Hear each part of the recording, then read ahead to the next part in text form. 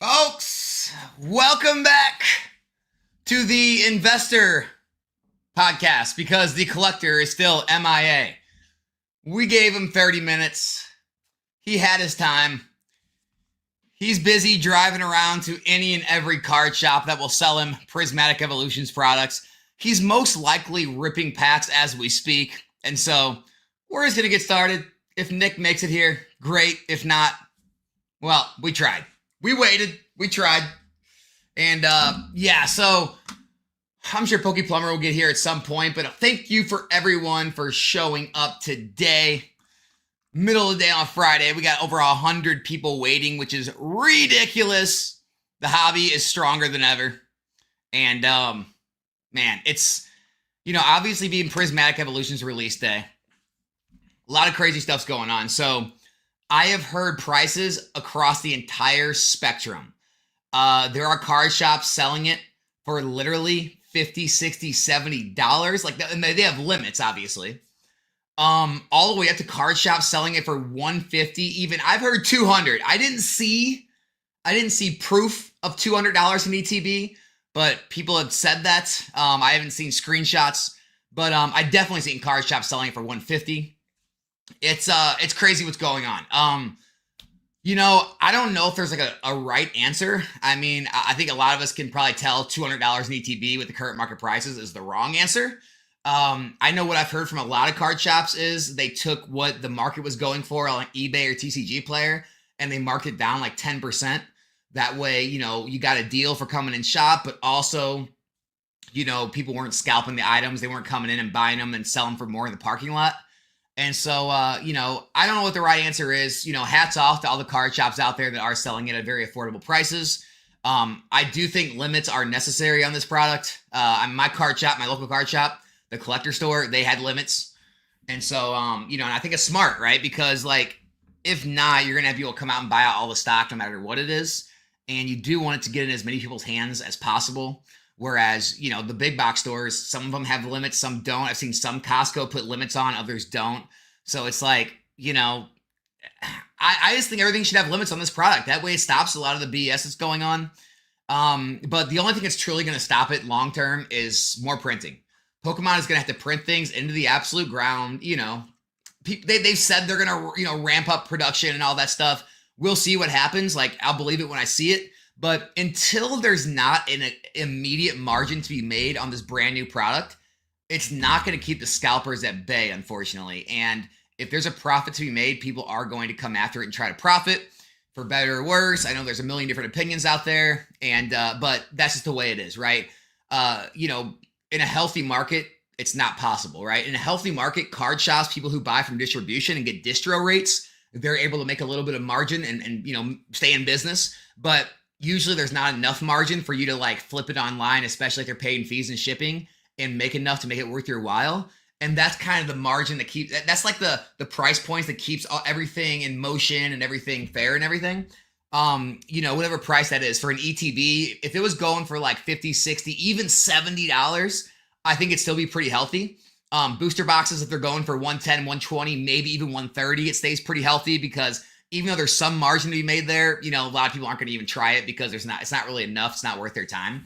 And so I think we will get back to that eventually. But yeah, as for now, it's the Wild West. And anybody that is taking advantage of it, I have no judgment one way or the other. I'll let everyone else judge. I'm not going to do that. Also, before Plumber gets here, I know he doesn't like to stay in the drama, so I'll address the drama before he logs on.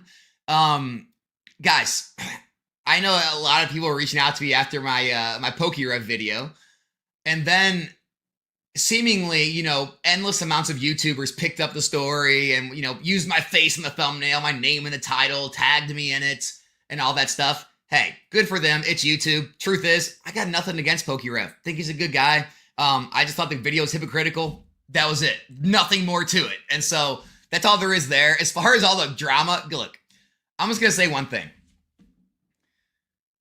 People will tell me, Alex, you have, this amount of subscribers and you get this amount of views. Obviously, people don't hate you. Just search around online a little bit. Look at these videos. Look at the comments. People aren't too fond of nostalgianomics these days. But I will say one thing. I don't give a crap. You think Jake Paul, Logan Paul, these giant YouTubers got views because people liked them? Do you think people love them? No, hell no. I don't give a crap. I'm going to tell it like it is. I'm going to give my opinion, whether you agree with it or not. And I don't give a crap if anyone likes it or doesn't like it or talks crap on me or makes videos or has live streams and talks shit. I don't give a crap.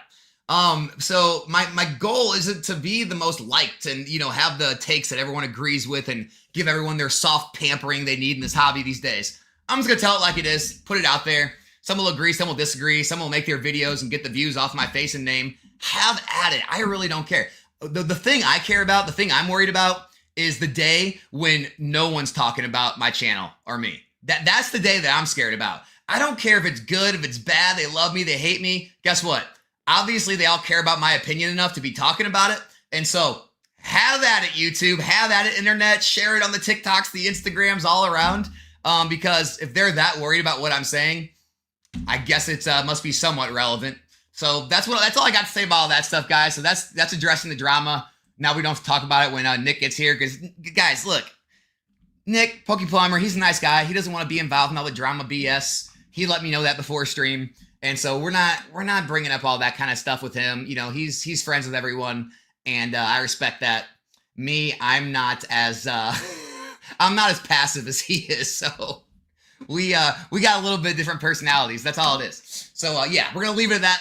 Hopefully he gets here soon, man. 6 minutes late. Plumber, where you at, brother? This is the Investor and Collector podcast. Takes 2. There he is. Speak of the devil, and he appears. Hold on one sec. Sort of. Oh, I guess he had to build up his little display in back of his 6 ETBs, so he's a true collector. The true collector, the Pokey Plumber. Here, bro. I had to get him. Oh man, this is gonna be a good one, guys. We got 400 people in here. Plumber showed up. The truest collector in the hobby. So true. Dude, if you're going to be a fucking dick, we're not going to do this. All right, everybody. I'm taking the show today, right? So I'm running things today. I'm not kidding. He's running things. He thinks he's in charge. Hey, do you feel in control? Bro, you're like Bane on crack. All right. So are we going with the subjects? Alex wants to only talk about drama. No, I got it done. I got it all taken care of. It's over. Oh, I got it all out of the way before you got on. We're good to go, buddy. Oh, what'd you say? I just gave my take and everything going on. You're not worried about it. Let's move on. Let's talk Pokemon, baby.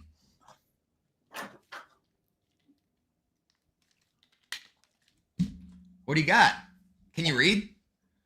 No, I read at a 3rd grade level, so it's going to be a little tough. He's got that Plumber penmanship. It's on his phone. We got a lot of notes to go through today. Dang. All right, guys, sit back, get the popcorn ready. This is going to be about a 6-hour live. This is going to take us right into my pack break tonight. Yeah, probably, because there's so much to touch on. Start us off, man. You're in control, apparently. I'm just a guest here. You're just a guest here, bro. No, I'm curious, though, so I can go off of what did you say about the drama? So I can go off of that. Oh, nothing, dude. I just said, I have nothing against PokeRev. I just thought it was just like a couple hypocritical takes. And then I got nothing against everyone using my picture or my thumbnail and my, name in the title and talking about me. Like, dude, love or hate me, like I said, as long as they're talking about me, they think what I'm saying is relevant enough to be talked about all throughout social media. That's all I care about. Like, that's it. Like, I'm more worried about the day it comes when no one talks about what I'm saying. That scares me more. I mean, that makes sense. I mean, the common thing that I'm hearing too is like everyone's comparing it to crypto. And I'm sick of that comparison because the thing is, like with crypto, I have no attachment, right? Many people don't have the attachment to crypto. It's very easy to sell crypto. Like when you're talking about Pokemon, right? If you guys didn't know, Nick is a recently crowned cryptillionaire, by the way, with his XRP position. XRP, baby. Cryptillionaire. One day. But like no one has, I mean, personally for me, I don't have attachment to crypto. And everyone's like, it's like a new coin. It's a new coin. I mean, with the collecting, investing thing, there's so many different like levels to this, right? Because everyone points a finger here, everyone points a finger there, right? And I guess, yeah, but like, I want to go personally for me, right? like when I got into this, the only people that were making money was like on the vintage stuff, and it wasn't even that much money to be made, right? Because everyone's like, oh, asking me investing questions, but guys, like you start out as a collector, right? And when you have, I mean, I was just at my comic place, and they pretty much said like, when you have that amount of product, you're an investor too, right? But collectors always come first. When I found out about this reprint, I was excited, right? You can ask Alex. I was like, dude, we need this. This is huge. And he might not agree with me, but I say that like everyone should be able to open the new set for cheap. I don't give a shit what anyone says. You could still make money off of it, but it shouldn't be this expensive coming out of the gate. I agree with that. And I mean, I'll touch on this before we get into other subjects. So I helped out my local store. They have 2 stores. I helped them out this morning. And what they did was awesome. I mean, they charged $70 in ETB, which I think is a very fair number, right? They charged $70 in ETB, but everybody at the line, they were so well organized, and they said, listen, everyone's going to walk in order in an orderly fashion, right? And then we're going to give everyone an ETB until the ETB runs out. And then we'll give you the next product in line until that runs out, or we'll let you choose out of the 3 supplementary products. Everyone got in line, right? And everyone got an ETB. And then like the first couple of people ended up getting 2 ETBs, and then it went like to the binder collection, so on and so forth. And seeing him, charge $70, like he's not a piece of shit. And I love seeing that out of him, because I see so many people charging. They're like, I have to charge market price. And Alex is like, they're just going to go in the parking lot and sell. But the thing is, I grew up in this area, and at Time Warp, I knew, 70% of those people. And half of them were opening in the store. And then we went to New World Manga, and it was the same exact thing. And it's the same people that buy Pokemon, One Piece, and half of them stayed there and opened it. So that's the refreshing stuff. People have to remember that stuff's still going on. Even though you see this madness at Target, this madness at Walmart, Costco, like that's bullshit, right? That's just not right. I saw an old man get elbowed in the face, and he's like holding the guy, but they didn't show you like before the guy pulled it out of his arm. Like that's not what Pokemon's about. That shit's driving me insane. Yeah, but it gives great content to all the drama channels. It does give great content, but that's bullshit. Like learn how to act like a human. Like Poke Enthusiast said it perfect. This is like the toilet paper of 2020, right? Like when people were fighting over toilet paper. Like, dude, so Pokemon shouldn't make people act animalistic. Like imagine if we had real issues with a food shortage. Right? It's like people don't get like how fast the fabric of society can break down.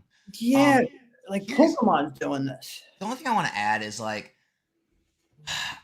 I'm just not like, I don't want to get on the bandwagon of like villainizing stores that do it different. Like it's great to shout out stores like that, keep it low and do everything the right way. But like, like my local card shop, had them at $109.99, and it's about 10% under what TCG Player's at. Like, yeah, it's not super low, but like, I don't think there's anything wrong with that either. Like, it's just, it's just a really hard, I don't think there's any right answer how each card shop, handles it depending on how much stock they got and how mad the rush is. But like, here's the thing, because I'll say this, I was just up there, because they had it at $109.99.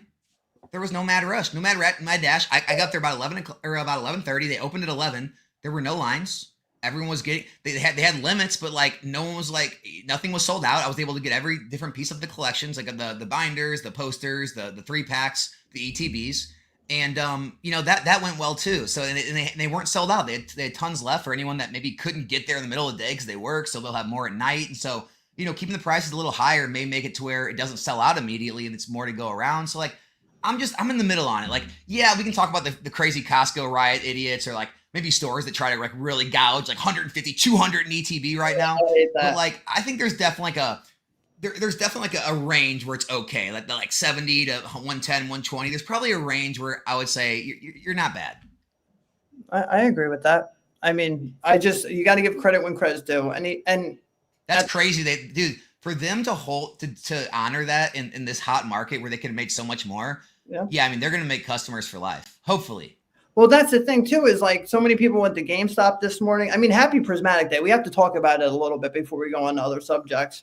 Like, dude, I love release day. This release day is just way different, right? These are the most beautiful ATBs I've ever seen. Like the contents, everything's amazing. Pull rates are trash though. But Have you opened any yet? yeah, How much? not much. Because it just hurts. You don't pull anything. Hey, Sean, I'm gonna shout this out for you really quick, man. Give me 1 second. I'll share this on screen real quick, and I'll let Nick talk. Right here, Collectibles Insurance Services. Go ahead, reach out to them, and they can insure your collectibles for you, man. Yeah, they're great. Go ahead. All you. That's the one I showed you? What's up? That's the one that... Oh, no, I was just saying it's all you, man. Like you said, you were going to go on something. No, I'm saying that's the insurance that Loose Packs uses, and that's what he showed me. Yeah, I mean, not everyone. Most people I've talked to in the industry use this service. Yeah, they're the best. Yeah, it did feel like a sneaker release day. I saw someone say that. But it was just... It was refreshing to see that. That's really what I want to touch on. It's nice to see stores, because even the store owner said this. He goes, Pokemon's going to be mad at us. And he's like, I feel bad for people that are going to be ordering 1,000 cases of something, because shortly they're going to get 1,000 cases and then the boxes are going to drop to 79. Like when Pokemon releases a statement like that, you know they're going to turn it up, right? We've seen it. We've seen it. So just be ready. Be ready to see, like... I'm happy because now my daughters get to open it, and hopefully in the reprints, the pull rates won't be as freaking horrible as they are now. It's crazy because I'm going to say, I hope the second print's better than the first print. That never happens. Yeah. And like, speaking to the investor side, guys, don't try to time this market. Like if we do get massive reprints and it drops to, I don't know, $70 or $80 in ETB, pick some up. And because some people are like, Alex, Alex, it could go to 60. It could go to 50. Yeah, it could. Guess what? Buy some more. Dollar cost average down. Get a good average. Because like it could just as easy drop to 70 and then jump back up to 100. And then it's just trying to time this market and get the absolute perfect buy price and put all your money in at one price. It's never the way to go when markets are this hot. So just buy at different times. Like maybe not buy now. If a reprint comes, buy a little more. Like if it does drop really low, buy some more. Eventually you'll get a good average and you'll be good for the long term. Yeah, time in the market always beats timing the market. Always. But it was definitely refreshing. I'm very happy to see, you came at me for that, but it was nice to see. No, so here's what happened. I was giving Nick shit because he in his Instagram story, he said something about gives me shit every day. You think like I'm a dick to him for no reason? No, it's well deserved. He said something about like the true collectors in the community. So I had to give him a little shit because you guys know the memes about the true collectors these days. So I had to push a little bit at him. Yeah, speaking of the Pokemon like statement being released, right?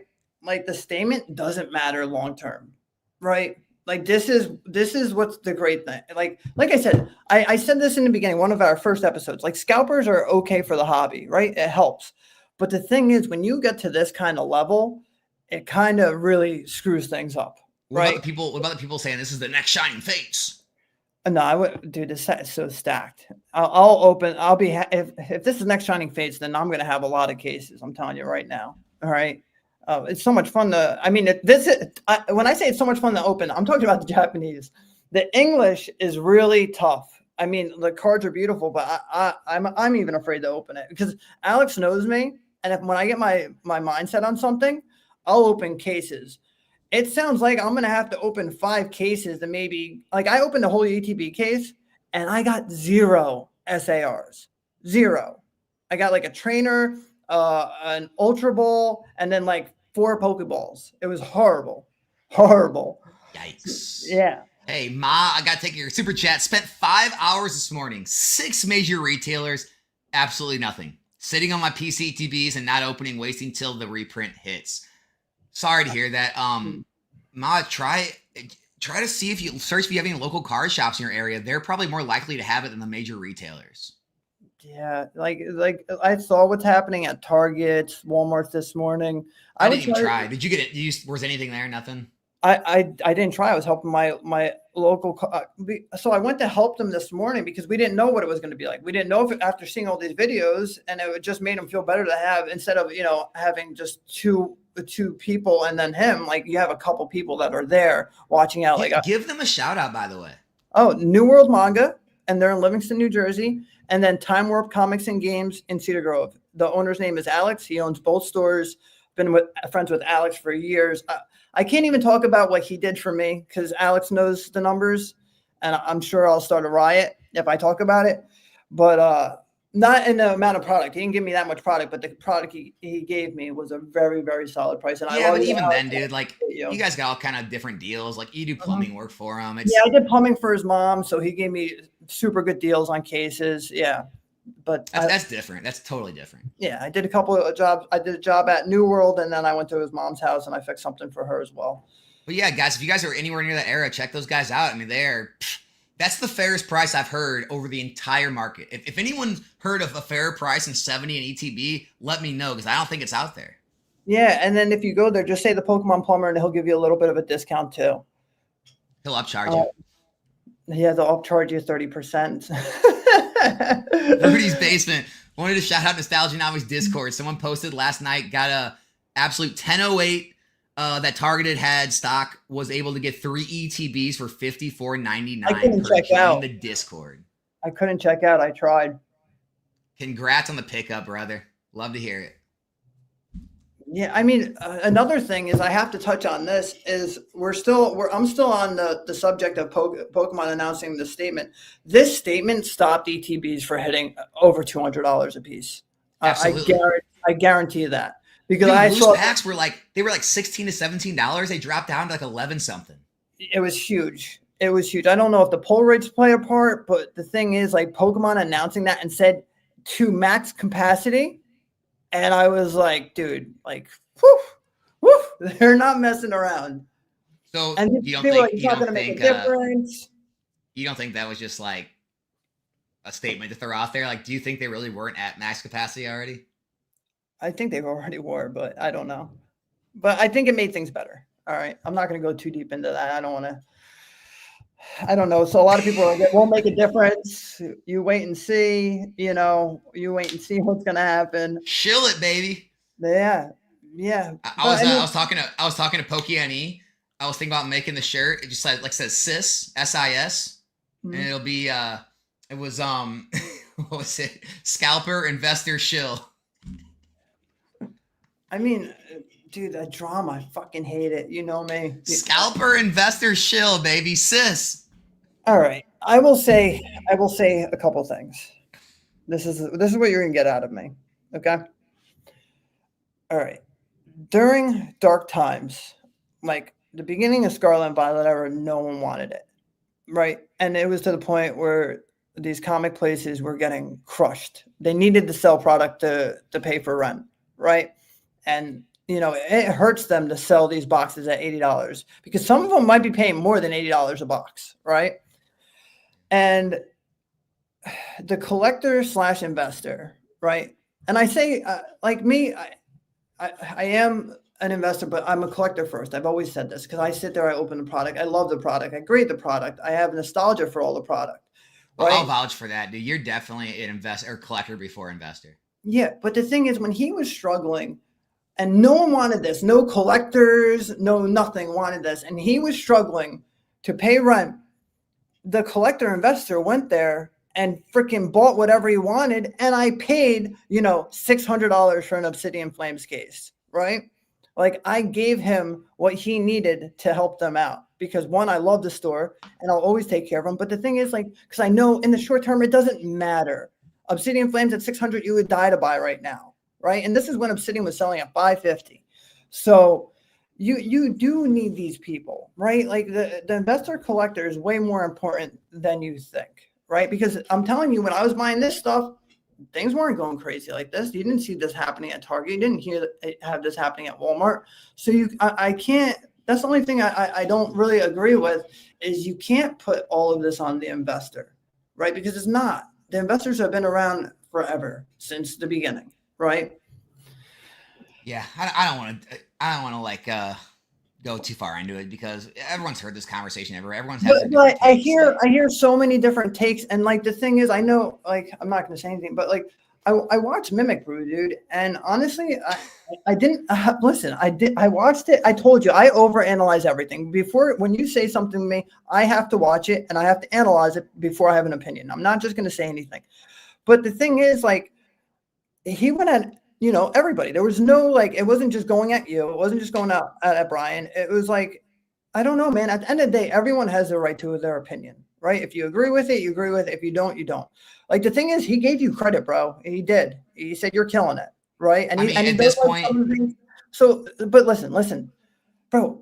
Everybody has some good. Everybody has some bad. I know you hate when I'm fucking neutral, but the thing is, bro, I'm gonna say it, some of the things he said, I didn't mind, and there were some things I'm like, oh, that's a bad take. I don't agree with that, right? Just like, dude, you and I don't always agree, right? Like, if people heard our conversations, they would think that we hated each other sometimes, right? Like, but at the end of the day, people don't agree with me on here. But dude, at the end of the day, I'm gonna fucking say it, but these scalping bot motherfuckers are the issue to this hobby right now, right? Because everyone's doing the quick flip. The investors aren't buying, Prismatic Evolutions at 100 above, market. I'm not paying. I don't have any. Dude, I am not paying $100 for an ETB. It's not happening. I don't care.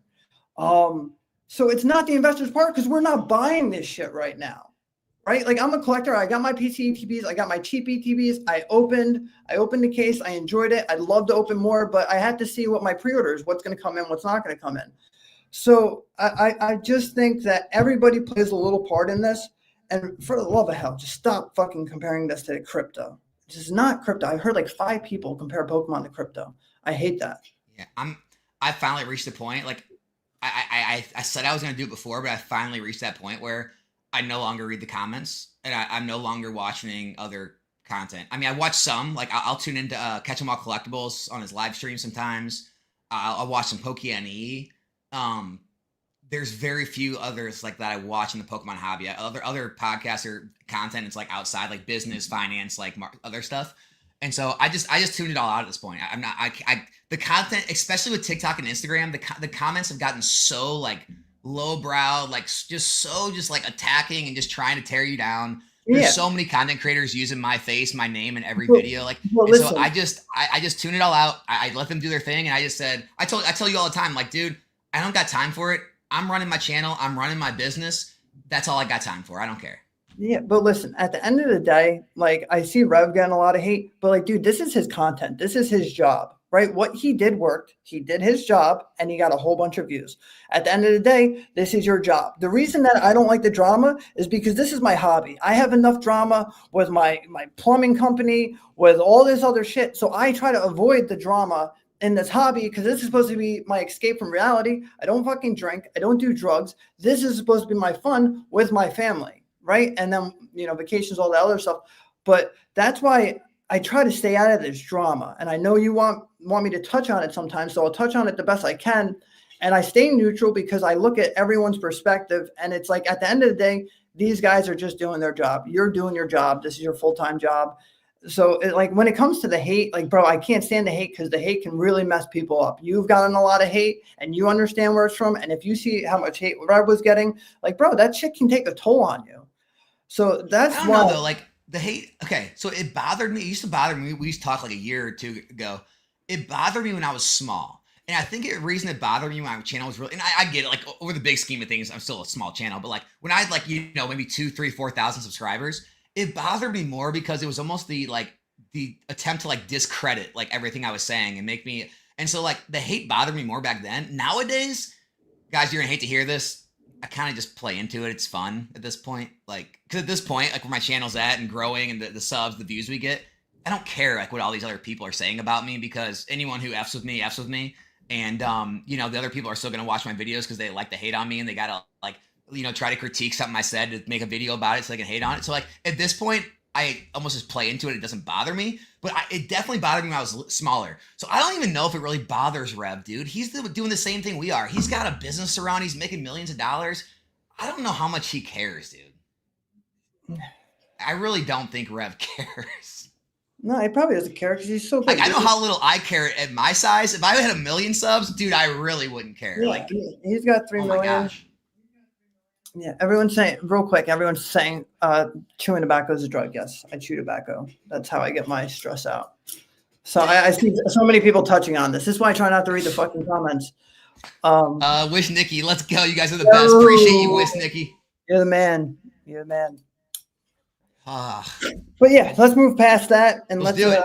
let's keep it moving, You right? said you got some topics, man. Let's hit on one. Let's start Yeah, one. I mean, We'll start the convo. we can keep it moving with right now, since we're still on Prismatic, like a lot of stores did get cut, right? But I mean, the reason that so many, because you're seeing pictures of people with 500 ETBs, 600 ETBs, and 90% of the time they're streamers, right? But guys, this is why distribution likes streamers more than these comic places, right? Because once they're not arguing about the price because streamers are making, 110, 120% off of it, right? And they're taking as much as they can because they can rip through it and make profits.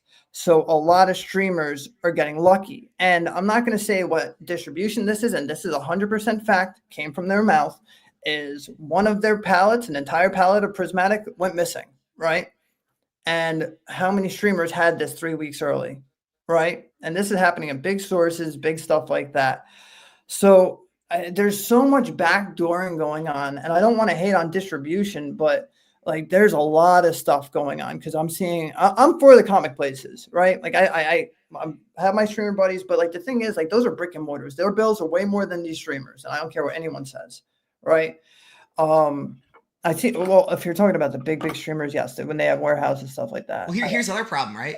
A lot of this, not a lot, but like a lot of these streamers, they have LGSs. They own an LGS store where they get allocations. And guys, whether you like it or not, right? This is the way the world works. It doesn't matter what you're in. I mean, if Walmart buys more, bottles of Coca-Cola than a smaller grocery store does, they get a cheaper price, right? And so the fact that these streamers may own an LGS, but really all their business is done online and they're able to get up their allocations to millions of dollars a year, they are going to get more from the distribution companies. That's just how it works, right? The more you spend with them, the more you get, right? It's a pay to play game. And so that's another reason why a lot of these streamers have more product, is because their account is worth more to that distributor than some of these smaller stores are, who used to just order a few cases. Now they want to get 10 cases because the sets are hot, and the distributors are like, no, we're going to sell to the guys who have been buying 100 cases all along. Yeah, and you have the sports people buying them too now, right? Because they're like, hey, I can make money off of Pokemon too. So it's just because I was standing there when they were unloading their stuff from distribution. They're calling them. They're like, hey, what happened to this? This was supposed to be here. And it's like, holy crap. When one distribution is cutting you from 15 cases to 3 cases after they made the commitment when it already dropped in the first place, like you could see how bad things were for them. Thank you very much. Guys, stay hydrated, guys. This is I'd like to stay well done when I'm done with this, please. I'm just kidding. But yeah, hold on. I lost my train of thought. Good, keep going. I just think everything we've been warned about is happening, right? If everyone told everyone that, hey, you're probably gonna get pre-orders canceled from multiple stores. I'm sure everyone at least knows somebody or was affected by getting pre-orders canceled from some sort of store. Some people even got them canceled from GameStops or Walmarts. GameStop only had 4 ETBs. The one GameStop near us, they had 4 ETBs, and the first guy they let in bought all 4 ETBs. There you go. So everything that was warned is coming to pass, is coming true. And I think people are just having a hard time dealing with the fact that this is reality, but it is. It is. It really is, unfortunately. I mean, let's get into what you should buy now. I want to hear this. I don't even know what you're buying now. Okay. So, I mean, if you're looking at the grand scheme of things, right? Sun and Moon has been very consistent with pricing. Like things haven't, went up, 20, 30, 40, 50%. So I mean, because I've been watching Cosmic Eclipse, Unbroken Bonds, Unified. I mean, Team Up went crazy. We're not talking about Team Up. Ultra Prism, Sun and Moon is probably, if you're looking to buy boxes right now that haven't skyrocketed, I see like Sun and Moon still at a reasonable price. If you're looking to spend a little bit of money, like guys, Sun and Moon hasn't 4x, 3x, 2x. Hidden Fates is at 220 right now. I was saying Hidden Fates, that was like a couple months ago, but Hidden Fates is good. That still, promo card, dude. It's like a $40 card now. What's it in a 10 then? Like 100? Over 100 now. Yeah, that's wild. But yeah, Hidden Fates is fantastic. I've been making plays on Generations. Generations hasn't gone crazy, and I think it will. I really, really The think Generations went crazy, and then it's just kind of been in a holding pattern for for years. years, man, But years. I think it's still, yeah, it's still the most expensive specialty set ETB. Yeah. What is it, like Oh, $500-$600? yeah, I think it's like 5. Yeah, I mean, other than that, I guess it's what Dragon Majesty. Oh my God, it's you know I had a case of Dragon Majesty, and like when they hit like 220, I like got rid of all of them. I Dude, kept if there is never been a better example of a set that nobody wanted or liked becoming one it of was the best. horrible. Guys, that is literally, it's more than Shining Legends, I believe. I think it's the second most expensive specialty set ETB out there. Dude, I like Shining Legends. I do too. It's just like it's crazy to say that though. Like that Dragon Majesty is number 2 on the specialty set list. Yeah, that is wild. That is wild. And But it's got nothing. I mean, if you look at the hits, like there's nothing that valuable. There's nothing to chase. It's just it's that scarce because it didn't get reprints because nobody freaking wanted it. yeah, I'm right there with you, man. I mean, I know you're not a fan of this, but guys, I still like Fusion Strike, right? I still like Lost Origin. I think right now, the best things like, yes, they went up, but I think there's still a lot of growth, right, in those. I still love Chilling Reign. I love the price of Silver Tempest right now. I still feel like that's not like it can follow. Okay, but you hold all of these. Are you buying any of these? I mean, you saw me. I just bought a Lost Origin Fusion Strike case. Dude, we have to ask. This is for the camera. Yeah. Come on. What? This is for the show. Sorry. I'm like, yeah, I'm like, what? I tell you everything. And you're like, yeah, but on the show. All right. So, guys, oh man, I don't sleep anymore. My son's killing me. All right. So I grabbed a Lost Origin case at the new prices. I grabbed a case of Fusion Strike at the new prices. And I still like them. I think Brilliant Stars 1800 is still a decent price. Ooh, good one too. Yeah, Celebrations, dude. Oh, you were on this a little, like what, maybe a couple months ago. yeah. It's been doing well, and also some of the singles in that set have been just running like mad lately. Yeah, I called Celebration. You watched me. You watched me buy a bunch of Celebrations. Yeah. I mean, I don't know what it's at right now, so I can't say it's a. Where is it now? All I know is like we were talking about some of the singles in my Discord. Like the Gold Star Umbreon's like a $50 card now. It was like 15 months ago. So we're talking like a 200% move in like months. And I think I think the ETBs are up to like 115, 120 if I had to guess, which they were like $80 less than a year ago. Yeah. Let's go. I called that shit. Yeah. Let's see. I'm going to pull it up right now. It's 110. So 110 and literally but back in August, it was 75 in August in September. Hey, you see how we're talking about money right now? Whoa. We should probably chill out. It's about the art. But isn't it crazy that like when someone pulls a card, it shows the money? You mean, wait, hold on a second. Are you talking about the most honest, ethical, genuine creators out there who just open packs and collect the cards? You mean even they put little ding dollar amounts when they pull a card? Did you know that when these players win championships, they sell their first place card for money? It's priceless. Did you know that they sell their trophies as well? Sorry, had to do it. Dude, every single thing in this hobby has a price, and I don't care what capacity you're in this hobby. You're aware of the price. If you're a player, you're aware of the price. A collector, an investor, you're aware of the freaking price.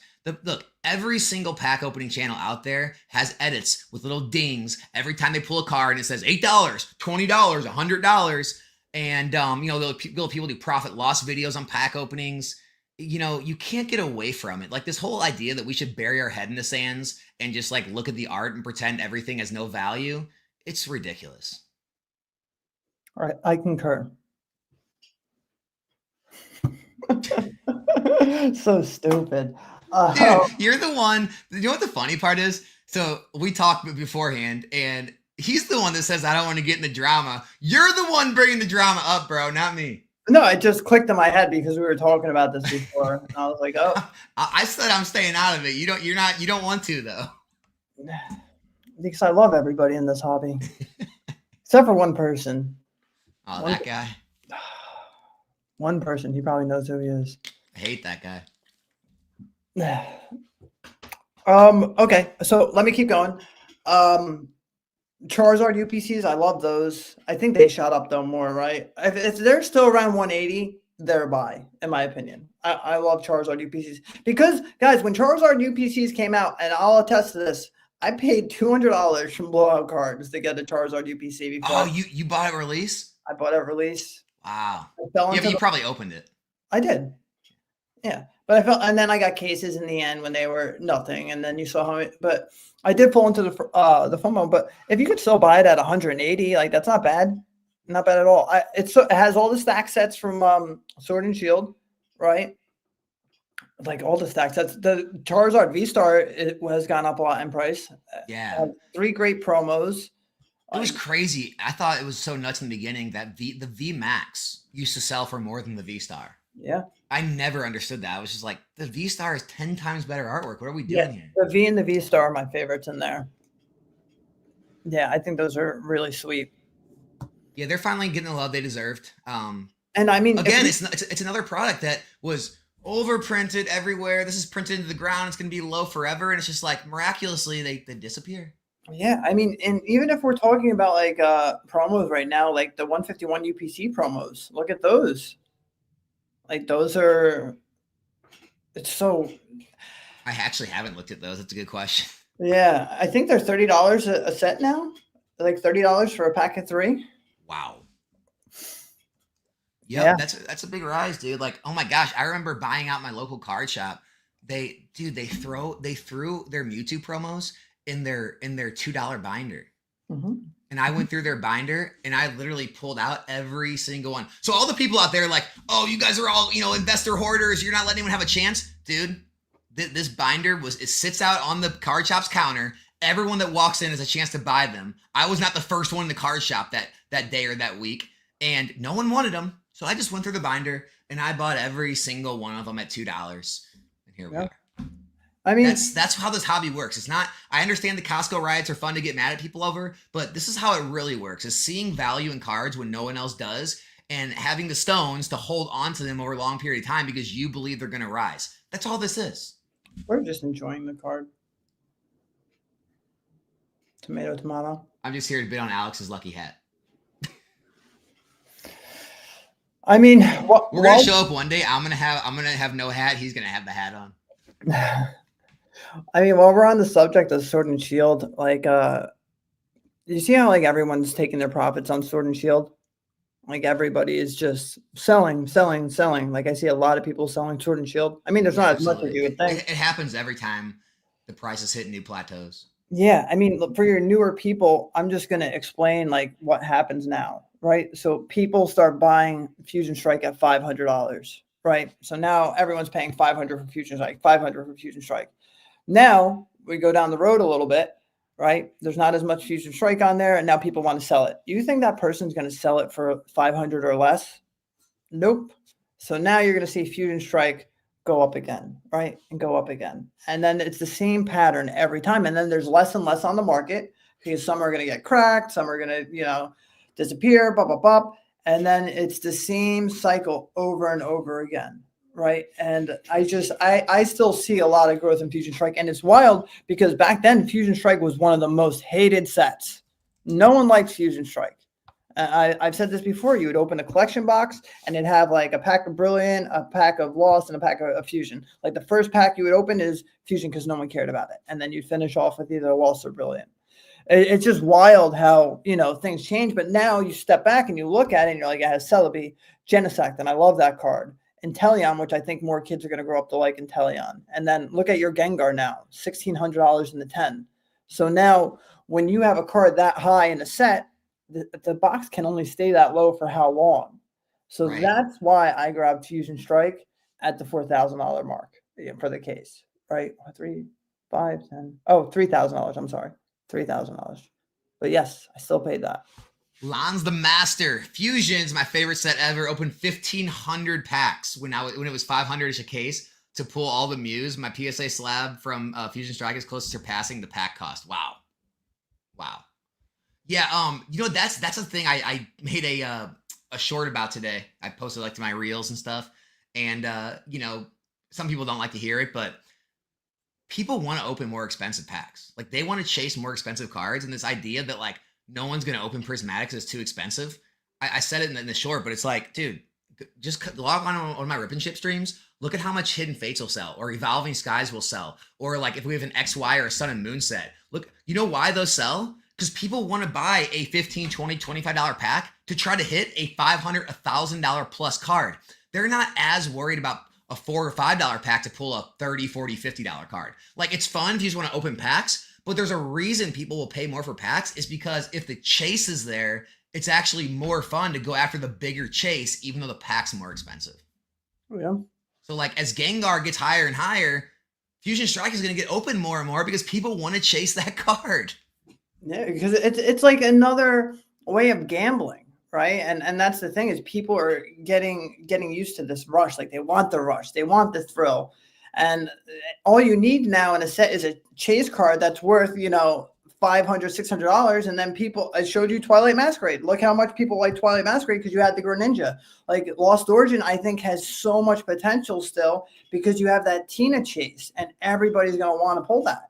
Especially when you have $1,000 or above card, like yes, people are gonna be like, oh, I can still get Lost Origin for this pack. I'm gonna rip it. Doesn't matter if it's $7. Doesn't matter if it's $8. If you have a chance of ripping $1,000 pack, you're gonna go for it.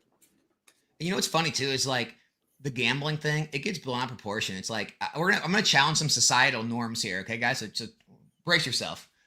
Why is it acceptable to go out to a bar and spend like hundreds of dollars on alcohol and then, buy people's tab, buy people drinks, walk out of there, spend like $200. But for like, a husband and wife or some friends to log on a Rip and Ship stream and spend 50, 100 something dollars and rip some packs and have some fun and watch it. And why is that unacceptable? And that's like evil and you're gamblers. And it's like, maybe that's their entertainment. Maybe it's just other people have different forms of entertainment than you do. It's like, if you tell someone that, it's like, oh, they're gamblers. You tell someone they went out to a bar and spent $200, like, oh, you had to have a good night? Oh, good, man. Isn't that messed up? Like, what are we doing here? I don't know. Anthony, what's up? Happy Friday. So with the TikTok ending, what effects does this mean for Rip and Shippers? And does this affect singles and sealed? Hold on 1 second, real quick. Well, before we leave that subject. So if we're saying gambling, like think about this with scratch offs, right? The bigger the prize, the more expensive the scratch off is, right? So if you're going to get $1 million, the scratch off's like $100. It's the same thing with packs. The bigger the hit in it, the more expensive the packs are. It's the same thing, which is kind of crazy. It does correlate, right? But I had to touch on that. That's funny if you think about it, right? There's so many things in life that people blow money on. And it's like, it's seen as, normal or okay. But then there's other things in life that it's like people get heat for. And it's just like, whoa, wait. Maybe that's their form of entertainment. That's how they want to spend their money. Why do you care? Why do people care about how other grown adults spend their money? I said it before. As long as I don't have literal kids in my stream under the age of 18, I mean, you could say under the age of 16, whatever age you want to say. As long as I don't have children buying packs and it's all grown adults making grown decisions with their money, who is anyone to say how they spend that money? Give me a break. Yeah. Give me a break. Anthony, what effects are the Rip and Shippers and does this affect singles and sealed? Oh, the TikTok ending. So I mean, they'll just, a lot of people's followings will follow them, I'm sure, whether they go to Whatnot or Drip or onto a YouTube or Twitch stream. It'll definitely be a learning experience. There'll definitely be like a change, but I think it'll help YouTube altogether. There'll be a lot more views just coming to YouTube just because anyone who does like transfer to YouTube or something else, they're just immediately going to get hit with other recommendations, other like, things in their feed under the video, over the video. And so it's going to help all of us YouTubers out. Everyone else's businesses out. While as well, I think a lot of the larger people on YouTube or on TikTok can still do well on other streams. I think some will fall off. Some businesses will be hurt, especially people who were like, had no following other than TikTok. But that's all this hobby's ever been. It's all been adaptation. Like if you guys want to talk about, changes, go talk to Dan Catching All Collectibles. The dude has had, umpteenth business models throughout these last years because everything he does is constantly changing. He's using Troll and Toad Evo. It shuts down. He's doing, he's trying to make a business on eBay, but then gets, kind of pushed out because everyone's charging lower fees, like all these new consignment houses. Then he moves to Fanatics. Now he's doing consignments there. Now Dan is like always changing his model and what he does. It's like, so this is no different. The TikTok businesses are just going to have to adapt or die. Adapt or die. That's how it is. Business. It's a business world. I mean, what do you think about it, man? I mean, you don't have a foot in any camp, so you're completely independent. What's your take? I mean, I don't believe it's gonna happen, right? Like a part of me just doesn't see this actually happening, right? Because that's a huge platform. I mean, I was talking to my buddy, and he's gonna have to do the same thing. Like if he's big on TikTok, he's gonna have to try to go to Whatnot, right? You're gonna see it. All right, if TikTok dies, right, and this really does happen, I hate to say it, you're gonna see so many businesses like come to a crash, unfortunately, right? Because it's not that easy to build a huge following on one platform and then go to the next. Right. Like Alex is like this. He's trying to get bigger on Instagram and he's like, holy shit, it's hard. Right. Like if you have a huge following on TikTok and he has a huge following on YouTube and just trying to switch it over, right, and balance it out a little bit. It is very hard to go from TikTok to Whatnot to Drip unless like they're giving you a deal and sponsoring you and putting you on the front page. Even then, when I had my sponsorship Whatnot deal, I fizzled out on there because it's just, even after like they stop pushing your streams and stuff and they kind of like push you out and say, swim on your own, you immediately, all your viewers drop down. Like the following doesn't really transfer from YouTube and your other platforms. Dude, it is very hard. So yeah, like getting all the TikTok streamers or all the TikTok audiences to move to Whatnot or somewhere else, it's not going to be easy. Mm-hmm. No, I unfortunately, if this happens, I think a lot of businesses are going to have big issues. Or if not fail, like shrink, right? Like go back down to where you can't have like their numbers aren't 3 streamers a day and all this big shipping department and all that. Oh no, they are going to fail because look, a lot of these TikTok things are gambling, right? You can't do that on Whatnot anymore, right? You can't do that on Drip or YouTube or anything like that. So yeah, some businesses will fail, absolutely. Or adapt or die. Yeah. Rudy's basement is like pool tabs. like a state fair or something, a city fair. Pool tabs. No, cursed baby collectibles. Or cursed body collectibles, my bad. I just picked up my PSA 10 Gengar from Fusion Strike from GameStop. Oh, you graded it with GameStop? Nice. Hey, did you hear about the PSA magazine? With the Rayquaza? It's going to have another One Piece promo. Oh, I saw that. Dude. Another chance for everyone to probably pay for their yearly membership with one card. Yeah, it pays for your membership. Like, just get a PSA membership. Don't simple. And you're paying, like, GameStop all this extra money to, like, grade. Like, they're making money off of it, right? Oh, my gosh. Yo. PSA. Dr. Applesauce. I made $4,600 on TikTok last month. Just my videos ad revenue. I don't do sales. If it goes away, I adapt and overcome. Never have all your eggs in one basket. Yeah. Bro, Will, if it goes away, man, I'm sorry to hear, dude. That is, I don't care who you are. That is a chunk of freaking change. You see what it says right there on my notes? Don't put all your eggs in one basket. I literally have that on my notes. How crazy is that? That is rough, dude. Yeah. $4,600 disappeared from anybody's income is a blow. No, it sucks, but he's one of the few that he's big, right? Like he's big enough to adapt and be okay. There's some of these guys that have like a good 30 loyal followers to them, right? And all you need is 30 people that pay and buy your packs, and you're gonna do decent, right? Like, fortunately for him, yes, 4,600 hurts, but he's big enough. This is my opinion, where I think he's not gonna have issues, going here to here to here. I truly believe that. That's a compliment. No, I said I wouldn't do it, so I won't. Pokey Plumber lives in his own world, guys. 4,600 is, it's a hit, but not big deal. Dude, that's most people's. Well, some people, that's their yearly income, dude. That's like, hold on.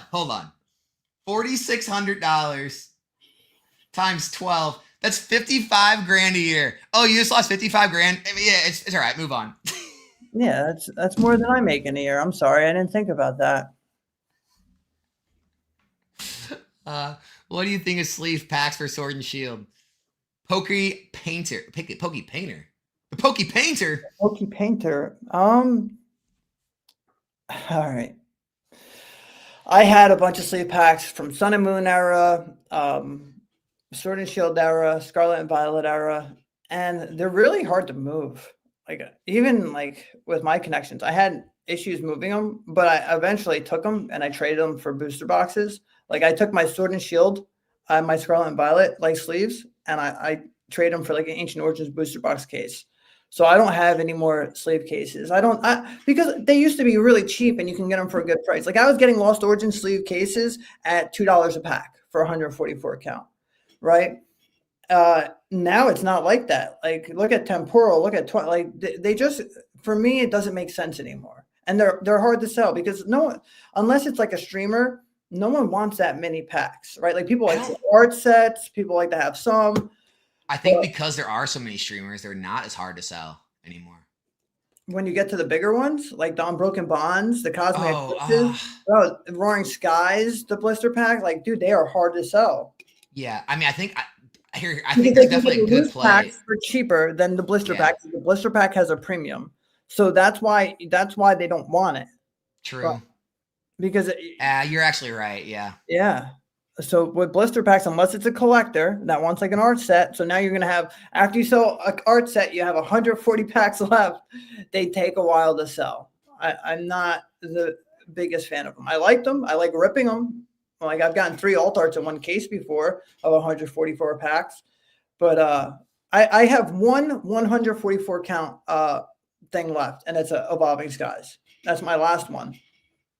Yeah, I would say it's all about price point. Like if the booster box, jumps to like MSRP like 160, but the sleeve blisters still haven't moved, maybe then it's a good pickup, something like that. But you're like, yeah, if it's Sword and Shield right now and everything's already risen, it's hard for me to like recommend buying Sword and Shield blister cases right now.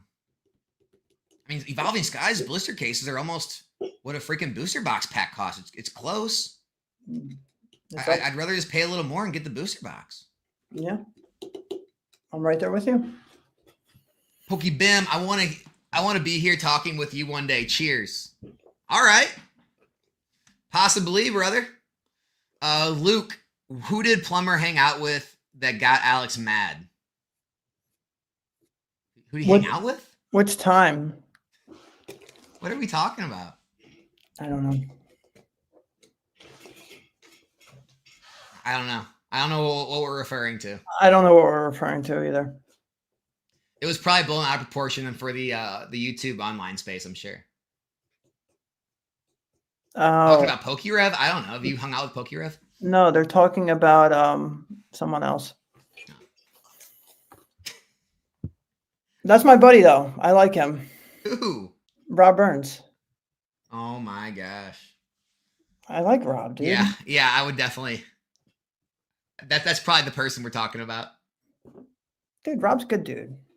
I mean, yeah, other than being two-faced, sure. Dude, I'm not going to hold back. The dude, I accidentally put him in a video. He makes a video clapping. No. He makes a video clapping back. So I clap back at him. No, I'm going to say it. No, I'm going to say it. He reaches out to me privately on Instagram to take down both our videos. I do so. We shake hands. We apologize, move on. And then months later, he's right back on a live stream with some other idiots talking shit again. But listen. There's a couple times where you have been upset, but the thing is, like, you know me, dude. I am cool with everyone, right? I'm cool with Ryan. I'm cool with Volt. I'm cool with fucking everybody. Got nothing to do with you. I think we're talking about Rob here. I don't care. All right, but I have no issues with any of these guys. So if there's some people that you're not a fan of, like, it's not a shot at Alex. Like, dude, I'm just cool with everyone. Alex is one of my friends. These guys are my friends. Oh, right? Yeah. No, nothing like that. But I'm just giving my take on why I have beef with Rob Burns. That's all. It has nothing to do with you. All right. That's crazy. Yeah, but I don't know. We're not going to get into this. It's so stupid. I just don't, dude. I just like people that like are real and people of their word. Like, don't like give me your word about something and turn around and do it behind my back. Like it's just stupid as hell. But I just There's so feel much of that in this hobby. But I'm seeing so many content creators go at each other, and it's so fucking stupid because we're all here, relatively for the same thing. And it's like, I don't know. It's like, dude, like I said, this is our escape, so let's enjoy it. Stupid drama. It's like, I don't know. Like the only drama Hey, that this may be your escape. This is my job. the only drama I like to see is when you catch a fucking scumbag like stealing or screwing someone over, so you know not to mess with that person. That's the only stuff that I like to watch when it comes to drama. So I'd say, okay, this guy's a scumbag. I won't deal with him. I gotta address this. Like, you guys are getting stuff so twisted. You say you don't care what others think, so why do you care what Plumber does? I don't. The conversation came up on why I don't like Rob. I told you why. I just wanted to give a reason. It's not like I just like throw a dart at a board and like, I don't like this guy now. It's like, no, he literally just like, two-faced me. That's why I don't like the guy. It's that simple. It's over. I don't care what he does. I don't care what Plumber does. Like, holy crap. Next topic. All right, next topic. Go to my handy dandy notebook. Do it, man. You said you got all the topics today. Let's hit them. We are. Pokey Plumber's not doing a job of being in control, guys. He said he was in control this stream. He baned me.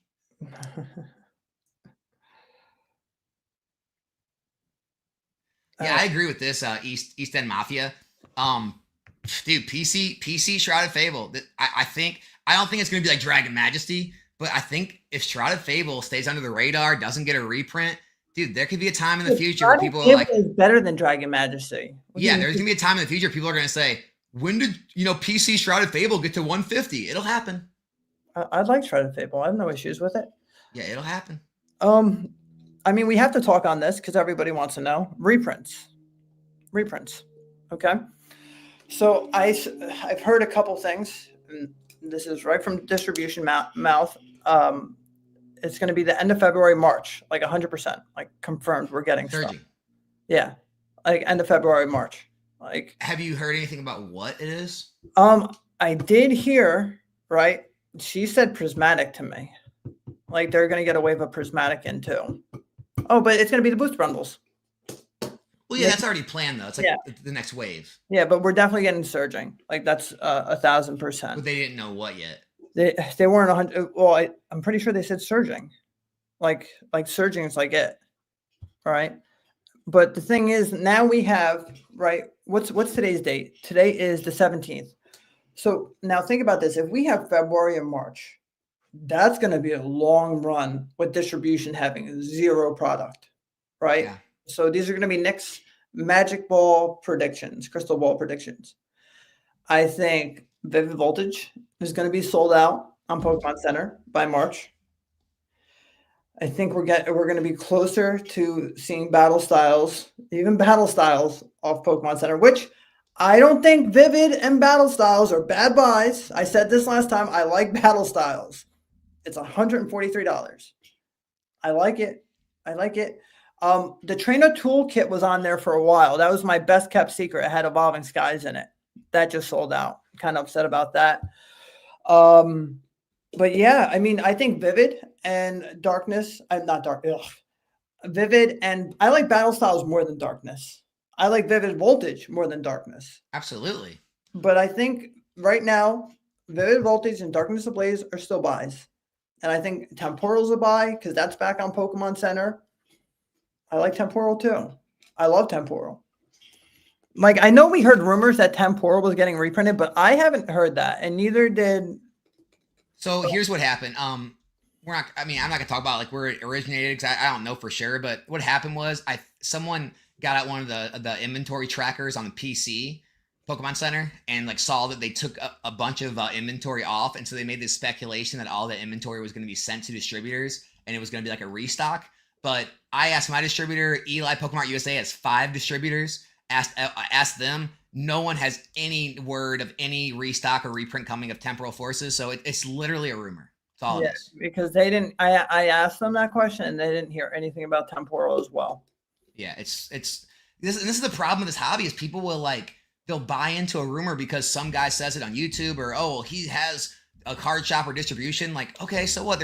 there is like plenty of people all throughout YouTube now that have card shops and distribution. If they're all telling you they haven't heard anything from their reps, but this one guy does, do you really think he's telling the truth, or is trying to get people riled up about nothing? Yeah, well, they have multiple distributions, and they said none of them said anything about temporal. So I trust them way more than anybody else, because it's literally coming from their mouth. But as I was saying, right, like this market is going to dry because yes, prices are starting to dip in certain Sword and Shield products. But guys, for another month with these places not getting product, you bet, like if stores don't have product, they should have stocked up because they're going to be hitting the open market really hard right now. They are too. Literally card shops are buying from the open market. I've had a couple card shops reach out to me saying, hey, can we buy this? I need 2 of every Sword and Shield case, 2 of every Scarlet Violet case. And I'm like, I don't want to sell that, right? Like, it sucks though, because you see these stores struggling. Like multiple stores are reaching out to me at this point, and I feel bad. Distros don't always know everything. I can tell you one thing: random YouTubers don't know everything either. Yeah, yeah. Like, but I could only imagine. I think we're going to have a crazy month ahead of us. That's where I'm going with this. I think it's going to be a wild month. I think product's going to be very scarce. I mean, every store sold out of Prismatic today, unless some stores are holding some to sell for more later on, right? But right now, Prismatic sold out, and a lot of shelves are already barren. So I honestly see this for the next month, maybe 4 to 6 weeks, getting super, super shitty, right? I'm saying just prepare. Don't overpay on stuff. Because guys, Pokemon's at max capacity. I've seen what max capacity is, and it's no joke. Even with how crazy this market is, if they truly just keep going up, I think prices will drop. So just guys, please don't overpay on anything. Don't spend $25 on a Prismatic Evolutions pack. Please don't. Right? Like, buy Shredded Table of Pokemon Center. Like, that's not a bad set. I mean, I just always hold on to don't be more okay with missing out than losing money. I think people are way too okay with losing money. Like, I think people are way too okay with buying something and then it dropping 30% on a reprint than they are with just saying, well, I can just get the next one. If I miss this, so what, right? Like, I don't know. I just think people are too okay with taking unnecessary risk when there are other plays right now. You just talked about some of them, and there are other plays that are going to open up in the months to come. Like, hold more cash. You can get bigger positions. Like, you don't have to buy in every single week or every time you get paid or every time you budgeted to, because not always are going to be the best opportunities. Yeah, man. I mean, the thing is, like, just don't overextend yourself right now. Like that video that's going viral, that guy got a divorce because he put like 26K. The Dave Ramsey? Yeah, he's like at 26K in debt because of Pokemon cards, because he was going to try to flip and sell them, right?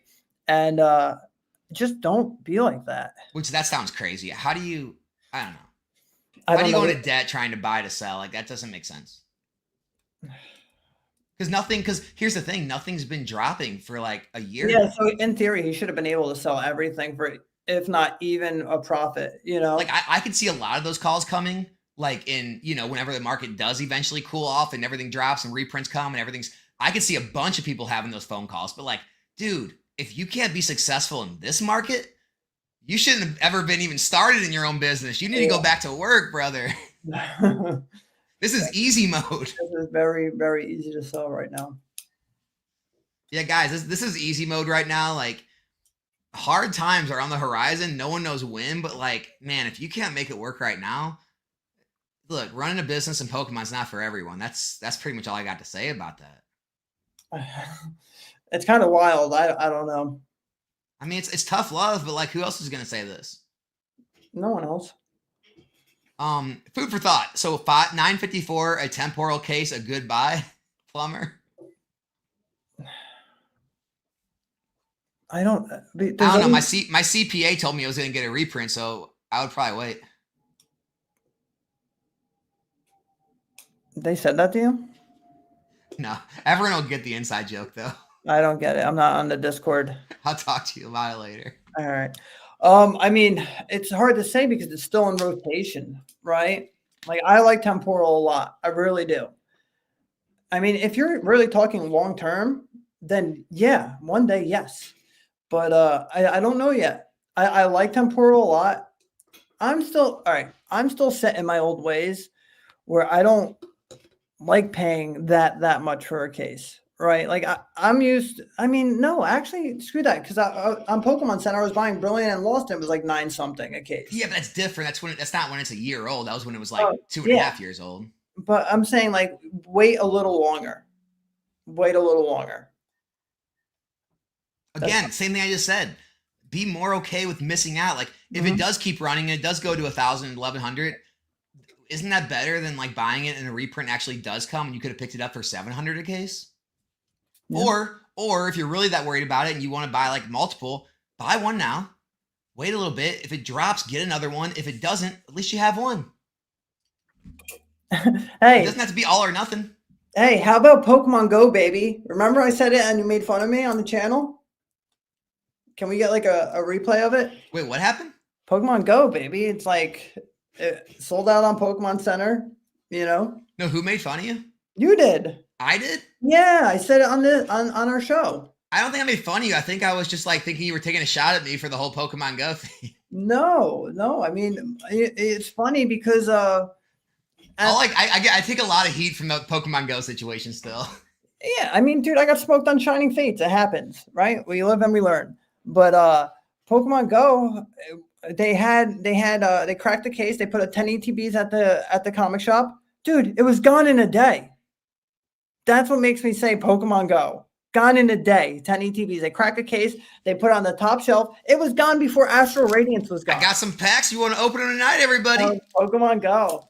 I think they had so much potential with Pokemon Go and they dropped the ball, but I do like the Mewtwo. And it was fun for me to open. The Ditto, peeling the Ditto was cool to me.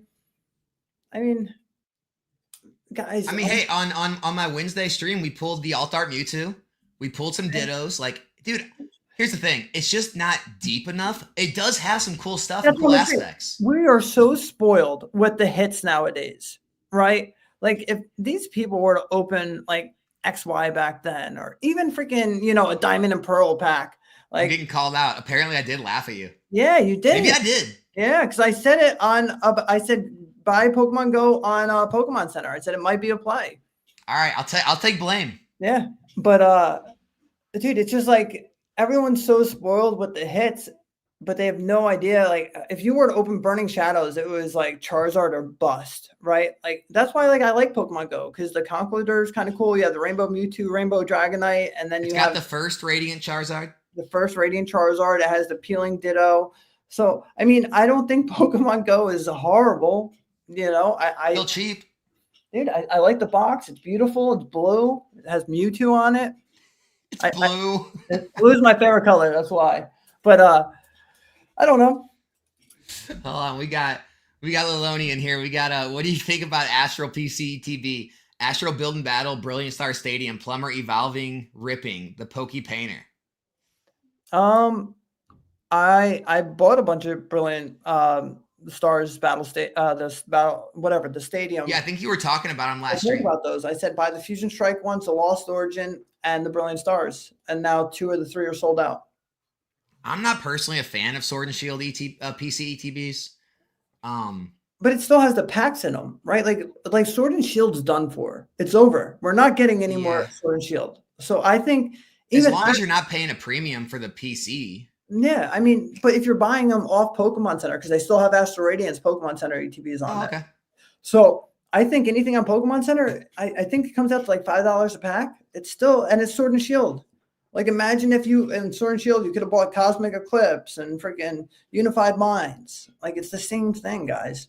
Dude, that's what blows my mind right now is like, there are so many products right now on the market still that you can find for $5 or less a pack. Yeah. And people just, they still want to bitch and complain. It's just like, guys, any booster box, all right? Any booster box on the entire market that is under $180, that means it's $5 a pack or less. Anything under $144 a booster box is $4 a pack or less. You have sets like Astral, like, Vivid and Darkness you can literally get for less than $4 a pack. Brilliant's on there too. I don't know, man. It's just, I think people just want the latest and greatest. They want to always be part of the cool kids crowd. They want to open every new set. And, you know, the fact that some of the new sets right now are expensive, it doesn't mean you can't afford Pokemon cards. It just means you can't afford the hot ones that are all like at the hype right now. That's it. There's a lot of stuff you can open. Open Shrouded Fable. Yeah, I mean, all right. I'm going to come to you as a collector, though. Okay, so I have to I have to disagree with you a little bit because, like, as a collector, bro, I want to open Prismatic, right? Like, the collectors want to open the newest set, right? And that's why I know you weren't a fan of this, but I said no new set should be this expensive in the beginning. Because, like, dude, that's the collector side of me is I want to rip the new set. My daughters love Eevee, right? They love all the evolutions. They have all the plushies. Like, they want to open this set. So, yes. But, yes, there's a lot of products. I mean, when I golf, I want to go play Pebble Beach. All right, but I got to play my local public course. Dude, I hate when you do this. It's just not. Dude, life's not fair. What do you want from me? I want to drive a Ferrari. I don't want to drive my Honda. What the hell? Nissan, Honda, Chevy. I'm just saying. Like, what are we doing here? But yes, you can still buy a lot of stuff for $5. Yeah, I mean, if you want to, you know, get the Rolex of sets, you got to pay up, man. Yeah. I mean, hey, dude, what? I mean, lose $4,600 in income a month. Who cares? Like. It's a lot of money. What else you got, dude? What else you got for us?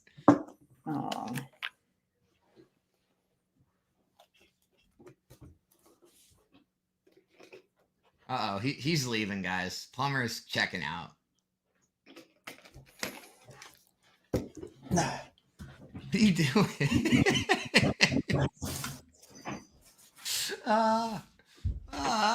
He just went down the warp pipe. Guys, so I was gonna try to find an editor. I was gonna try to find an editor to like have him running out of like Costco with a bunch of freaking ETBs and then just jumping down a warp pipe and then have a bunch of like, you know, Goombas and turtles coming out looking for him. Dude, that would have blown up. All right. Let's do you have any topics? I know you told me you had them. Like, you know what, guys, anyone wants us to answer questions, leave them in the chat. You don't have to. I appreciate all the super chats. You guys are so nice, but like, you don't have to throw a super chat if you want me to answer your question. Just throw questions in the chat. If you want to leave a question at the beginning of it, makes it easier, and we'll just take some of your guys' topics to talk about. I mean, I guess the only thing for me to talk about right now would be what do you do with Scarlet and Violet era sets right now at the current prices? Like is it just at a point where it's just like hold what you have, but I mean, stop buying? Is it buy and just dollar cost average down if it does reprint? Are there certain sets that are there certain sets that you don't think are going to get reprints? Where are you at with Scarlet Violet? Okay, with Scarlet and Violet, I would not buy any more Surging Sparks. I just wouldn't. Right? I'm done with Surging Sparks. It's like Roaring Skies, like 3.0, right? Not touching Surging. I mean, 151, guys, I don't know. I really thought we were going to get a huge ETB reprint, but I still don't know what Pokemon is going to do. But what's your feeling about the Blooming Waters? Is there a lot? Or? I mean, you have to think about this. Right now, Costco has it, but in February, GameStop's going to have it, and LGSs are going to have it. Right? I asked my LGS. I said, "Are you getting a lot? Is there any way I can get a case?" So I don't know how much. He doesn't even know what he's going to have for his final number.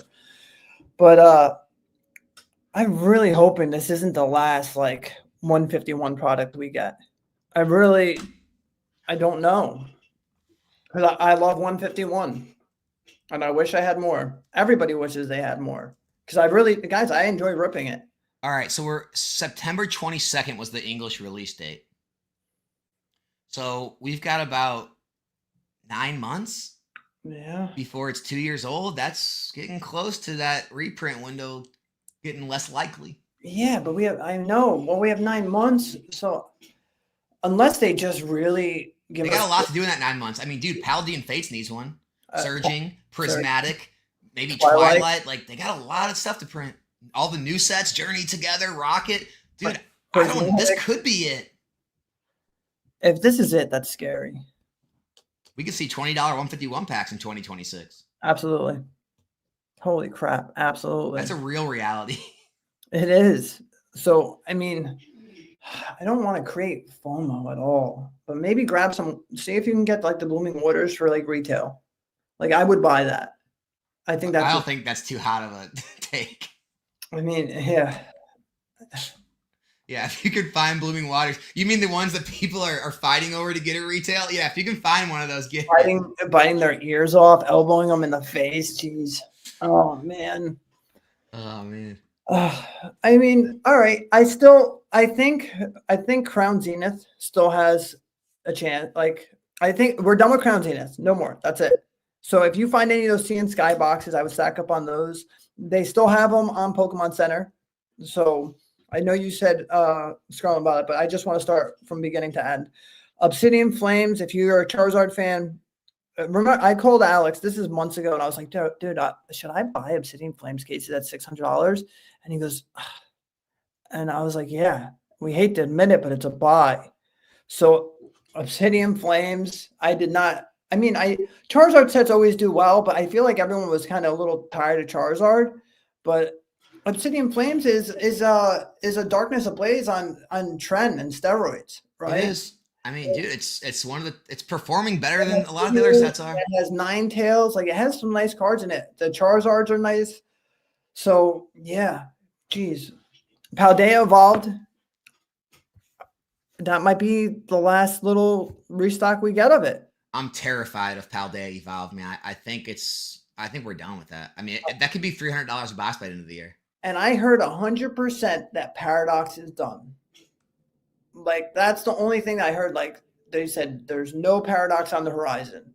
I heard a similar thing from the distributors that Pokemon has no plans to reprint Paradox Rift. Yeah, so they sort of along the same lines, but yeah, because they started out. There was a lot of Paradox, right? Like it was overprinted, and they did that little thing. And I think Paradox is done. Paldea, Obsidian Flame, Scarlet Violet base, like those 4 are definitely done. Like I'm like 90% sure, but you never know because Pokemon can do whatever they want. Matthew wants to know, Plumber. Booster boxes versus sealed, a build and battle kit of Sun and Moon. Thoughts? I got Team Up for 3,500, Cosmic 2K, and 2K ABS. Booster box, Cosmic is 1K to 1,200. Maybe you said booster bundle, Cosmic? Booster bundles, I guess. Or no, because a booster box of Cosmic is 1,000 to 1,200 right now. Cosmic is 2K. I don't think Cosmic's at 2K right now. Booster bundle? No, there's no way because there's only 40 packs. That doesn't make sense. But they could be because it's a rare item. There's not that much. If it's like I'll check it out. Yeah, check it out. Because they're alive. Yeah, check it out. That sounds crazy though. So it's a booster bundle case? Yeah, 10 like well, they're not even, we don't even have one on TCG Player, but it looks like build and battle case. Yeah. Well, one build and battle is about 125. So 10 would only be the same price. Well, 10 would be like not 2K. They could probably be more. I mean, sealed. I like booster boxes still. Yeah, I'm taking booster boxes too. Even though that's a rare product, I still want to have a booster box. How high do you think Prismatic Evolutions will be by February? I think the bigger question is how low will it be?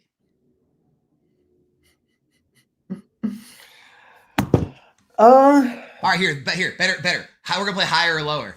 All right, February 1st. Our ETV is gonna be higher or lower than today? Higher. So it's about 125 on TCG Player. You're saying higher? Higher. I don't know. Streamers are going to rip through this like nothing. I have people hitting me up all the time asking. I'll say higher because I think there's better odds, but it wouldn't surprise me if they were lower. I think a lot of the people, I think a lot of people are going to get kind of cold feet and sell because they're worried about the reprints being so massive with that statement. And I think there's going to be less people holding than normal. Well, where the hell were the Pokemon Center, exclusive ETBs today for the they're on every release they're on in the morning. I looked at 8:30, 9, 9:30, 10, 10:30, so on. Where was the restock? Someone just asked that right here. Oh, yeah, I don't know. I don't know. I did the same thing and so did everybody else. Nothing came. So, like, my question is, how much are these going to be? Yeah, I mean, I get it. Like, like there's other products that got released with the ETBs. There's other products on the way. Pokemon saying they're going to reprint and max the printers out. Like, I don't know. It just depends on how much fear that instills in everybody and how much weight they put on these second waves with the booster bundles and the tech sticker collections and all the other stuff. Like I said, dude, I'm feeling a little stronger that it's going to be more expensive, but Bro, it could go either way. Like I'm probably so bad, so everyone's going to open so much of it. Dude, I'm probably like 70-30 right now. I think there's probably like a 30% chance it's less. I'm like 90-10. Wow. Or more. Okay. And but I don't mean like tank. I mean like there's possibility by February 1st it could be like 110, 115 in ETB. I don't know. I don't see that. I wouldn't mind it, but I just don't see that. See, guys, I'm trying to help calm the FOMO, right? I'm trying to bring the market down. It's the collectors that are ruining this, not the investors. I'm always going to be honest. You know me, dude. Dude, the collectors are ruining this hobby. It's all the collectors and the players' fault. Because if here's the thing about the players. If they wouldn't be shuffling through those cards and making all those near mint cards light play, it wouldn't be so hard to find near mint copies. It's all the players and collectors' fault. It's over. We're switching. We're turning this thing on its head.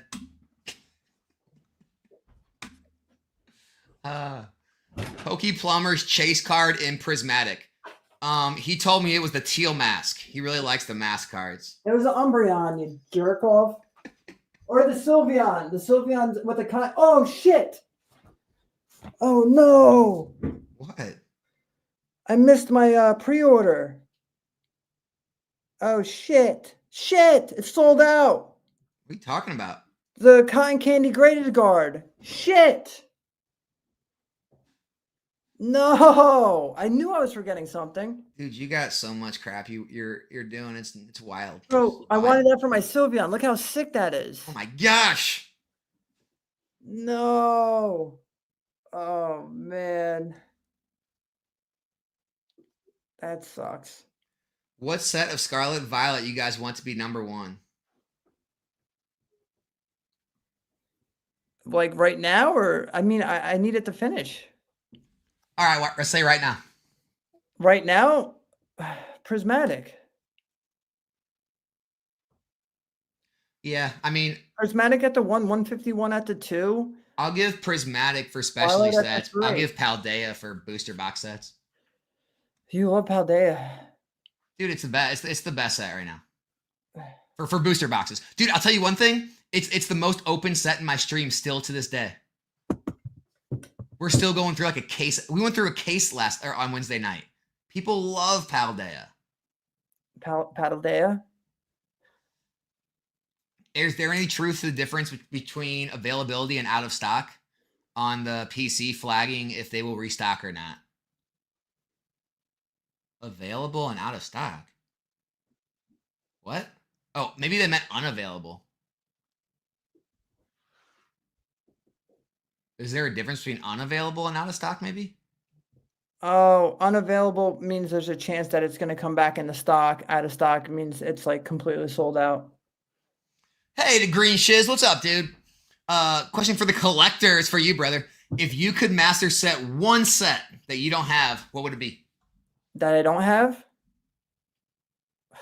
Team Rocket Returns. I was going to say that. I knew you were going to say that. Yeah, Team Rocket Returns. Not a bad set to master set. No, not at all. all. Now I get my question.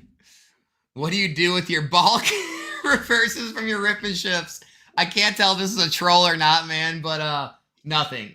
They sit in white 5-row boxes, and maybe one day in the future, if I have an employee, I'll have time to deal with it. As of right now, I basically work from sun up to sundown and after, and I don't have time to deal with the bulk. That's the truth. Maybe one day. But I dream. I got somebody that buys a lot of bulk. The guy that I traded a lot of my Now, do bulk. you have to sort it out? No, he does it. He just takes it. What does he pay you? You saw last deal. It was like Like a penny? no, it was 3 of those XY tins, like the Mega Gengar on it. It has like 2 packs in it. It has like 1 Flash Fire, 1 Roaring Skies, and the other one was like Primal Roaring. And then I got that. You guys don't actually like set like an actual price per card or per. Oh no, thousand? he did send me rates. Do you really want me to read the rates? No, I just didn't know. I mean, I feel like most people like it's like 1 cent and like maybe 2 or 3 if you have reverse or hollows. Like it's not much usually. It seems like it would take more time to sort it all than it is even worth. I don't know. I guess if you pulled out the cards that were like valuable, like the 50-cent dollar commons, uncommons, you could probably make some money. Like, people have bulk businesses. They do well, like Rob, RNG Games, Eli, Pokemart USA, Mason, CNA Games. But, so it was $30 per 1,000. How much?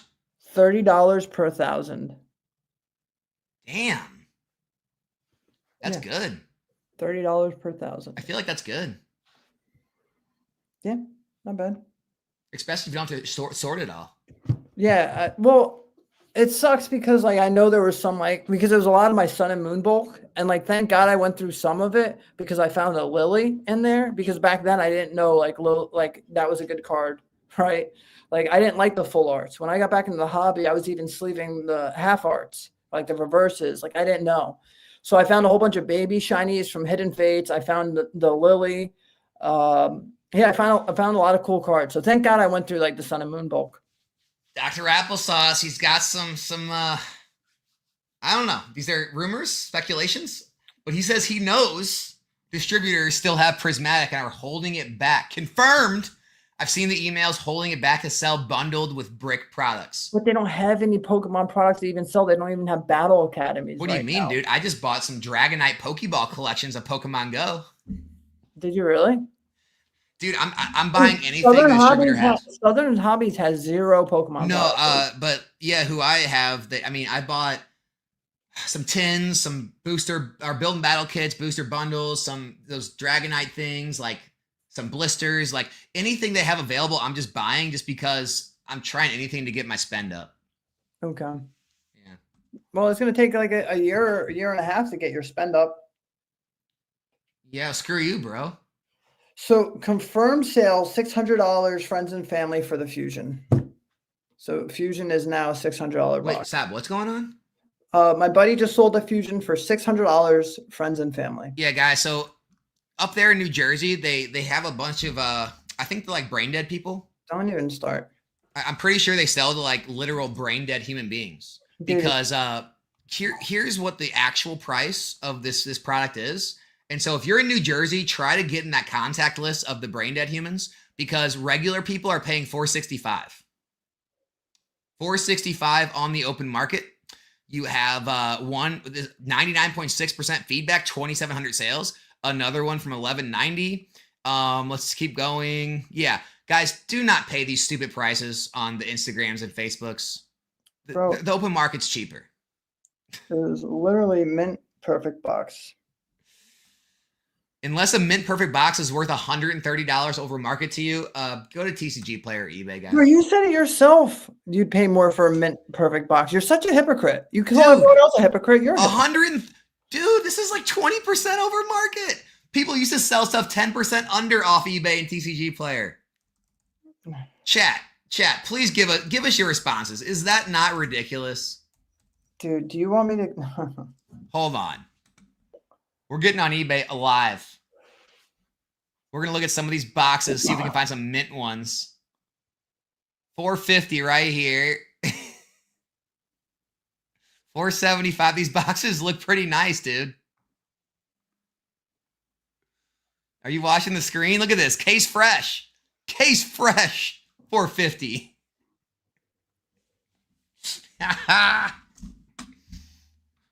Love you, man. Yep.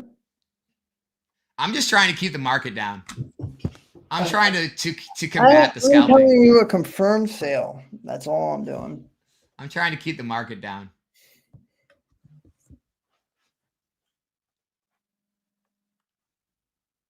Would a Crown Zenith ETB reprint affect prices? Hell yeah. Hell yeah. How much you charging for a Fusion Strikes pack on your stream? I don't know, like $8 or something. That's good. Maybe 9 now. I forget. Bro, that's good. Yeah. It's 288. Yeah, I think 288. I rose Fusion to 9. I think I have Chilling at 8. Fusion is sought after right now, man. It's hard to get packs. Yeah, but loose packs, that's only 324 box. It just shows the value of a box. Oh. Like if you're looking at it that aspect. Oh, for sure. Oh yeah. Yeah, boxes have huge premiums as they age. Yeah, like booster boxes always have premium because it took forever for Cosmic Eclipse to go up, right? Like Cosmic Eclipse loose packs were like $11 a pack for the longest time, right? And like that's Yeah, I when think a lot of people use that. 600, 700. I feel like a lot of people use that metric. Like it can be good sometimes, but some people like take it too far. They're like, Alex, right, like right now, the booster box is this much, the packs are this much. Obviously, the packs are really undervalued. It's like, no, like sometimes it can get way too off and they are undervalued, but the packs are always going to be less than booster boxes. And people who just open packs or collect, that never computes in their brain. But guys, the boxes are collected. They're the collectible. They're always going to be worth more than loose packs. Yeah, that's why everybody always tends to the booster boxes. I mean, one, they look beautiful. Two, they fit nicely. So they could definitely look better. Come on, Pokemon. But eventually, those loose packs have to catch up to the box.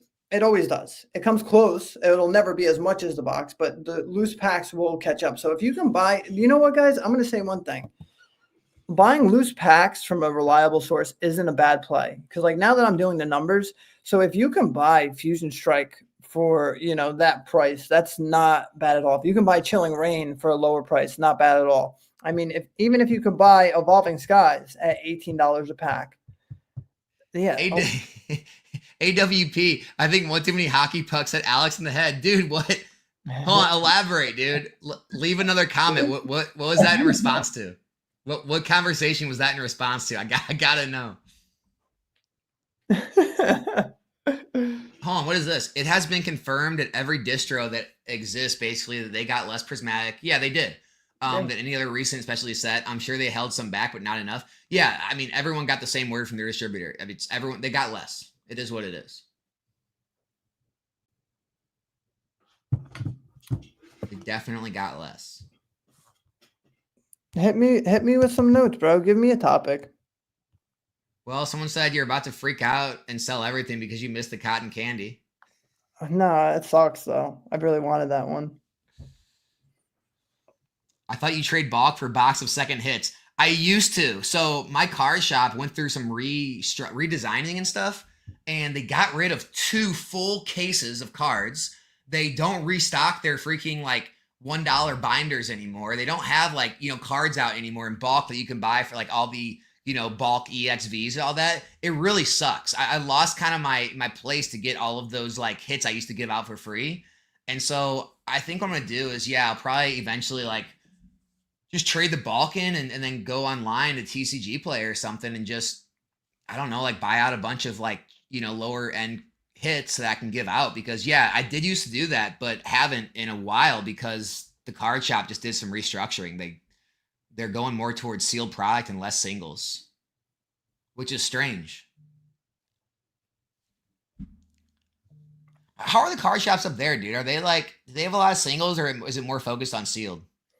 They do both. They have a nice single selection, and they have a nice selection anywhere from like XY to your modern sections XY to today, and then they have a nice vintage section too from like literally Shadowless Charizard, Shadowless Blastoise.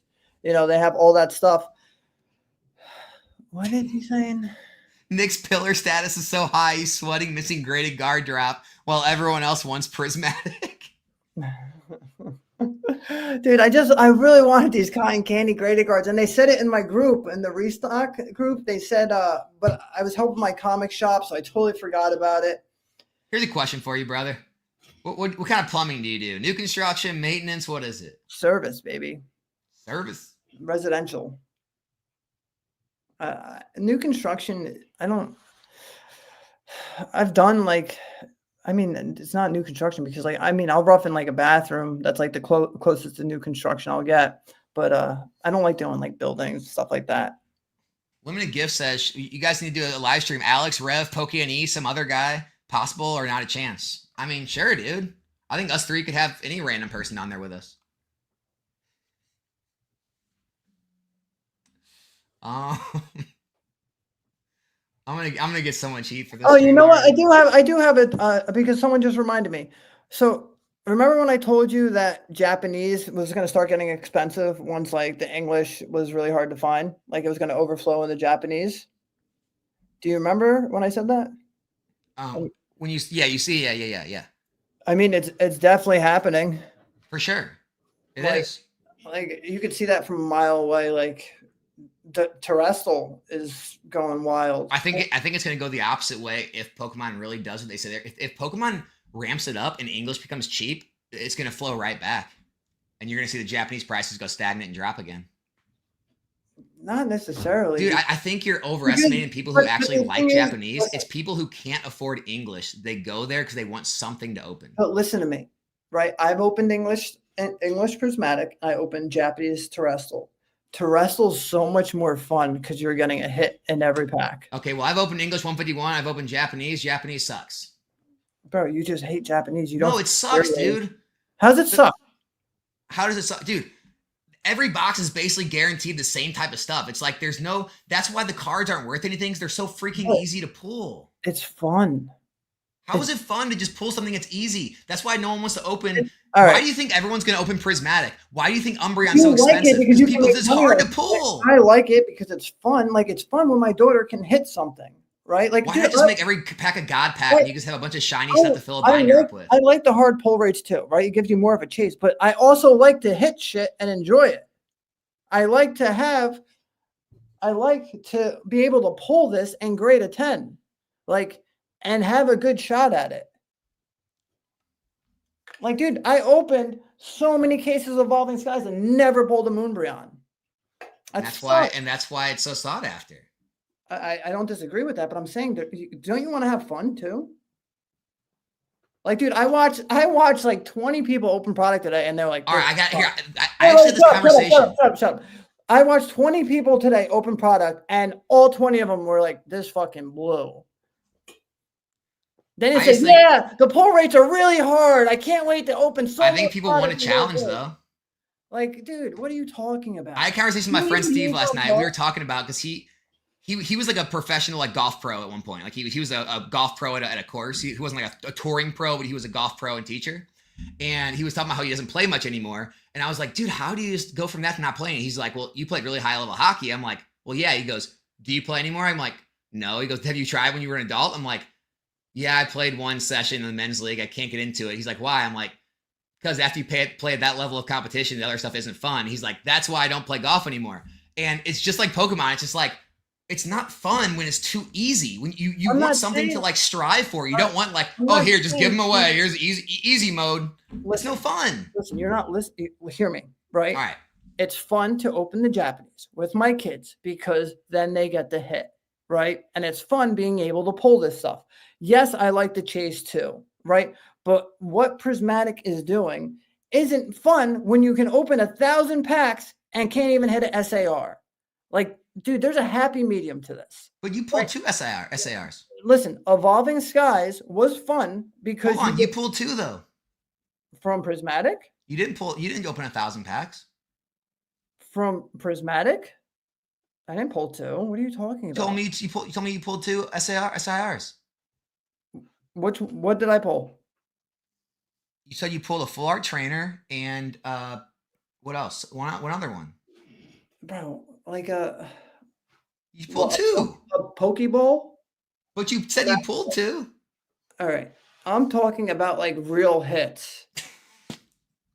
Bro, you're being ridiculous. And the trainers aren't SARs. The normal trainers aren't SARs. Okay. So you're wrong. Yeah, if you're wrong, you can't give a statistic. But this is what I'm saying, right? You open a whole case of ETBs and you don't get any hit. right? Nothing, zero. Like that.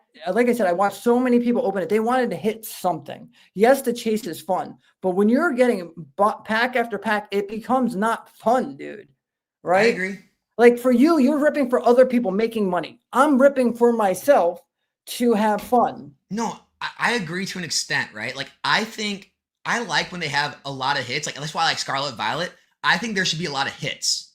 I think the top hits, the SIRs, should be extremely hard to hit though. So I'm like both. I think there should be a lot of hits, but like the good cards shouldn't be hard to hit. But there's not even a lot of hits. Like it's not even like you're pulling trainer, or master ball.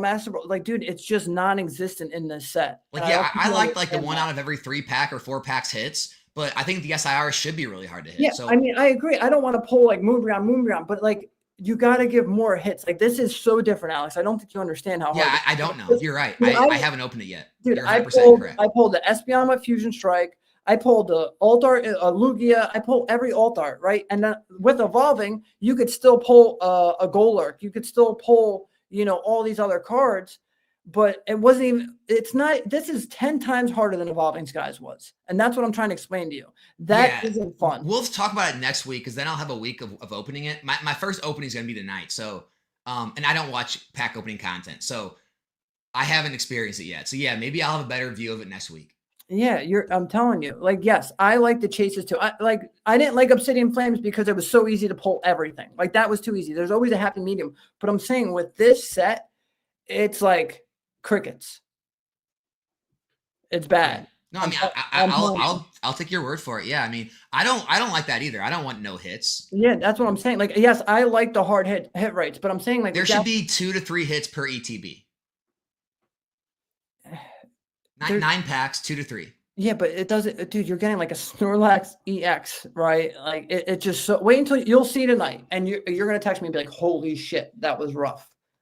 I mean, it's gonna be great because everyone's gonna want to buy them. But I'm telling you, man, the pull rate. No, that's not great. I hate that. Yeah, because you want people to hit stuff, but I'm not saying, oh, I want it to be, Dude, chilling Fusion and Evolving Skies are the same way. Those suck. I got very lucky with chilling. I've had the later Sword and Shield sets with the trainer galleries make up for it, and you usually still get like 12 hits out of a box. Scarlet Violet's great, but yeah, I agree, man. Like I don't like opening stuff for people where they don't hit anything. I just want the top hits. Like, dude, I want to have a card like these other sets, these other TCGs do. Like I want a freaking Lorcana card. I want a One Piece card. I want some cards in Pokemon that are actually collectible and they have those $1,000 plus price tags. Like, this is ridiculous when the SV base or like before Groudon took off in Paradox Rift, having like Roaring Moon $50, SV base $20-$30 for the cards, like before this recent boom. It was like, dude, the best card that you can pull in these sets is $30, $40, $50. That shouldn't be like that. Yeah, I agree with that. That's not fun. But like for me, like Crown Zenith was like your fun because like the gold cards weren't easy to hit, right? Yeah. But you were still getting bangers, right? And the art was beautiful, right? Like this set is huge. Huge. I'm telling you, I don't even think you can master the set out of 100 cases. I'm not even joking. That's how tough these pull rates are. You're not making me excited about it. That's for sure. I'm spitting facts. Hold on. Your comment about trying to lower the price. Oh, hold on. What did you say about it? He said, hold on. I'm trying to find AWP. Hold on. Give me a second. He said, damn it. I can't find his other comment now. Anyway, I forget. He said something about like, I guess maybe being a hypocrite, maybe. Oh, here it is. Too many hockey pucks to the head. Because I was trying to lower the price. I wanted to lower the price on stuff. That's funny. Ryan, what's up, dude? Hello, folks, and Plumber Nation, baby. I like that. Plumber Nation. Yeah, that's the issue in this, right? So Eric Pierce said Pokeballs replacing illustration rares was trash. That's exactly what happened. That's why it doesn't feel like you're going to pull a lot of Pokeballs, but it's like, yeah, they're beautiful. The cards are stunning, right? And they're like, dude, I'm telling you, like this set, it's just. Wait, you mean Master Balls? No, Pokeballs. So there's Pokeballs too in this, right? So you have Pokeballs and Master Balls, but it's actually like Japanese. They look exactly the same. Like they did the same with English. But I haven't seen like any of the evolutions yet in person. but I don't know if the texture is going to be the same, but it looks so far like they did the English set very well. It's just like now you don't have illustration rares. Like at least with Scarlet and Violet, like in the booster boxes, you're pulling illustration rares, right? You don't have that anymore. You have a standard looking card. Yeah, you have a standard looking card with a Pokeball, right? Like here I have one. I think that's a mistake. You're right. Yeah, and dude, it's just rough. I'll show you. And then Bish is a question for you because that question can't be for me. I would not buy any of those foreign cards like that. That's just a Pokeball right there. So that's taking your illustration rare price. Okay. Place, excuse me. So now did you pull any masters? I pulled a Trubbish Master Ball. Let's see that one. I don't have that here. Yeah, I haven't even seen a Master Ball yet. Like that's just a Pokeball, you know? Yeah, I see it. Yeah, it's tough. Do people think I'm lying? Like, I literally have not even oh, I did. This morning I scrolled through TCG Player and saw the full set for the first time. But I haven't actually like watched any open yet. I'm going in fresh tonight. Yeah, no, it's definitely fun to go into a fresh, but I always go in fresh. I look at the set beforehand, like the day before or the day of, so I know what I'm like looking for. But yeah, I mean, fresh. But hey, what your thoughts on the Chinese promo Pikachu? They want to know. Like the recently released one, dude. Brian, I know nothing about Chinese, dude. Yeah, so the Chinese, I think I know what he's talking about. Like those were really cheap, and someone gave me a great price when it first came out, and they're like, "Do you want like 100 of these at that price, dude?" If I said yes to that, I would have made thousands and thousands of dollars because it just went only way straight up, like insane. It's a cool card. Let me see if I can like. Can you pull it up? I don't know where to pull it up. I don't know what they even are. Oh. You type in Chinese Pikachu. Yeah, hold on. Yeah, dude, I stay out of all that craziness. Dude, it's really expensive now. That's like those are here, guys. Here, I'm gonna be one of those people that Nick hates. I'm gonna compare it to crypto right now. Buying Chinese Pokemon cards is like buying a shitcoin. You're not in Bitcoin. You're not in Ethereum. You're not in XRP. You're in Hawk Tua, right? You're in Hawk Tuaville. Yeah, it's beautiful. But yeah, you're in Hawk Tua land trying to mess with the Chinese Pokemon cards, in my opinion. Once everything calms down and this boom ends, we'll see how those settle. Well, see, it's like a Chinese exclusive, right? It's only in China, you know? Like, that's it. So that's why it's like, I understand. How do they get here then?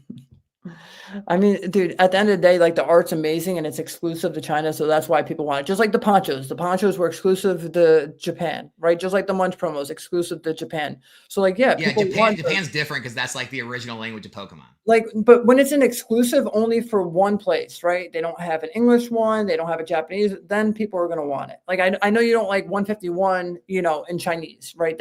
You don't like that. But when you have something that's, you know, only one in one place, people are going to want it, right? Way more than if there's three of the same product, all in different languages. So what's your take on it though? They want your take. It's too expensive now, but it's a beautiful card. Like if you're trying to make a play on it, it's too late. But if you want to have it in your collection, it's a beautiful card to have in your collection. Cool. And buy them off eBay. They used to have them on really good price on eBay, or Yub Chums. He had a whole bunch of them, but I don't think he has them anymore. The real difference between the investor and collector. Here we go. One wants massive challenge. The other wants to have fun and get pulls because they love the cards. I don't want a massive challenge. I want investing to be easy. You know what's funny, actually? I want to talk about something. So when I used to like day trade heavily when I was like in my early 20s, I was in these day trading, you know, groups like online forums and stuff or like chat room type things back then. And I remember because everyone would like post like their trades they made or whatever. And some were probably bull crap or whatever. But like I remember posting a trade one day that I made. And, you know, I made like, you know, $2,500 on the trade.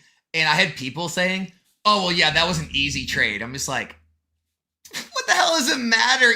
Are we trying to like compete to see who can like make the hardest plays? Like, dude, I will take the easiest play every single day if it means making money. Like, dude, I want this hobby to remain really easy. You buy sealed product in 3 to 5 years, you make double, triple your money on it, and you just keep moving on. So like, no, I'm just talking about when it comes to like the pulls, I would like the pools to be harder so that the cards are worth more and there's something to chase. Like, the reason a lot of these early Scarlet Violet sets weren't being opened and people didn't like them is because the cards were too easy to pull and nothing was worth anything.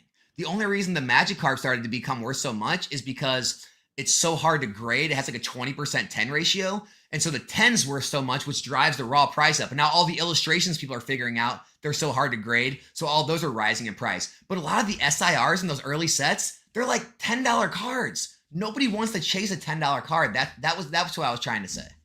Yeah, I agree with that, but I don't want them like easy, but I do want to be able to enjoy it when I'm ripping it. That's it. Yeah, I think I agree. They did it wrong with this set. They need cards they give out like every 3 packs. They need mid-tier pulls where you pull a couple every, box or whatever. And then they need some god-tier pulls. And I think they just missed out on having those mid-tier pulls. Nev said anything he doesn't like is trash, especially if it's not on his streams. Who said that? Who said that? Nev524. I'm back. I'm still like 10 minutes back, guys. All right, then just see what else we have.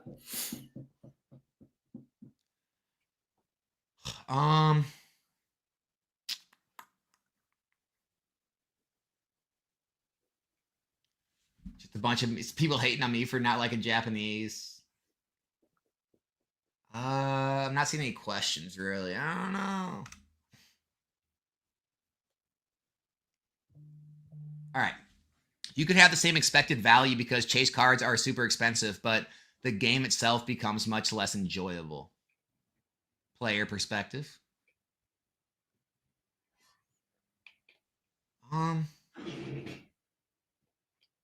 Yeah, until you put your own money in the hobby, the investor won't understand. I do both.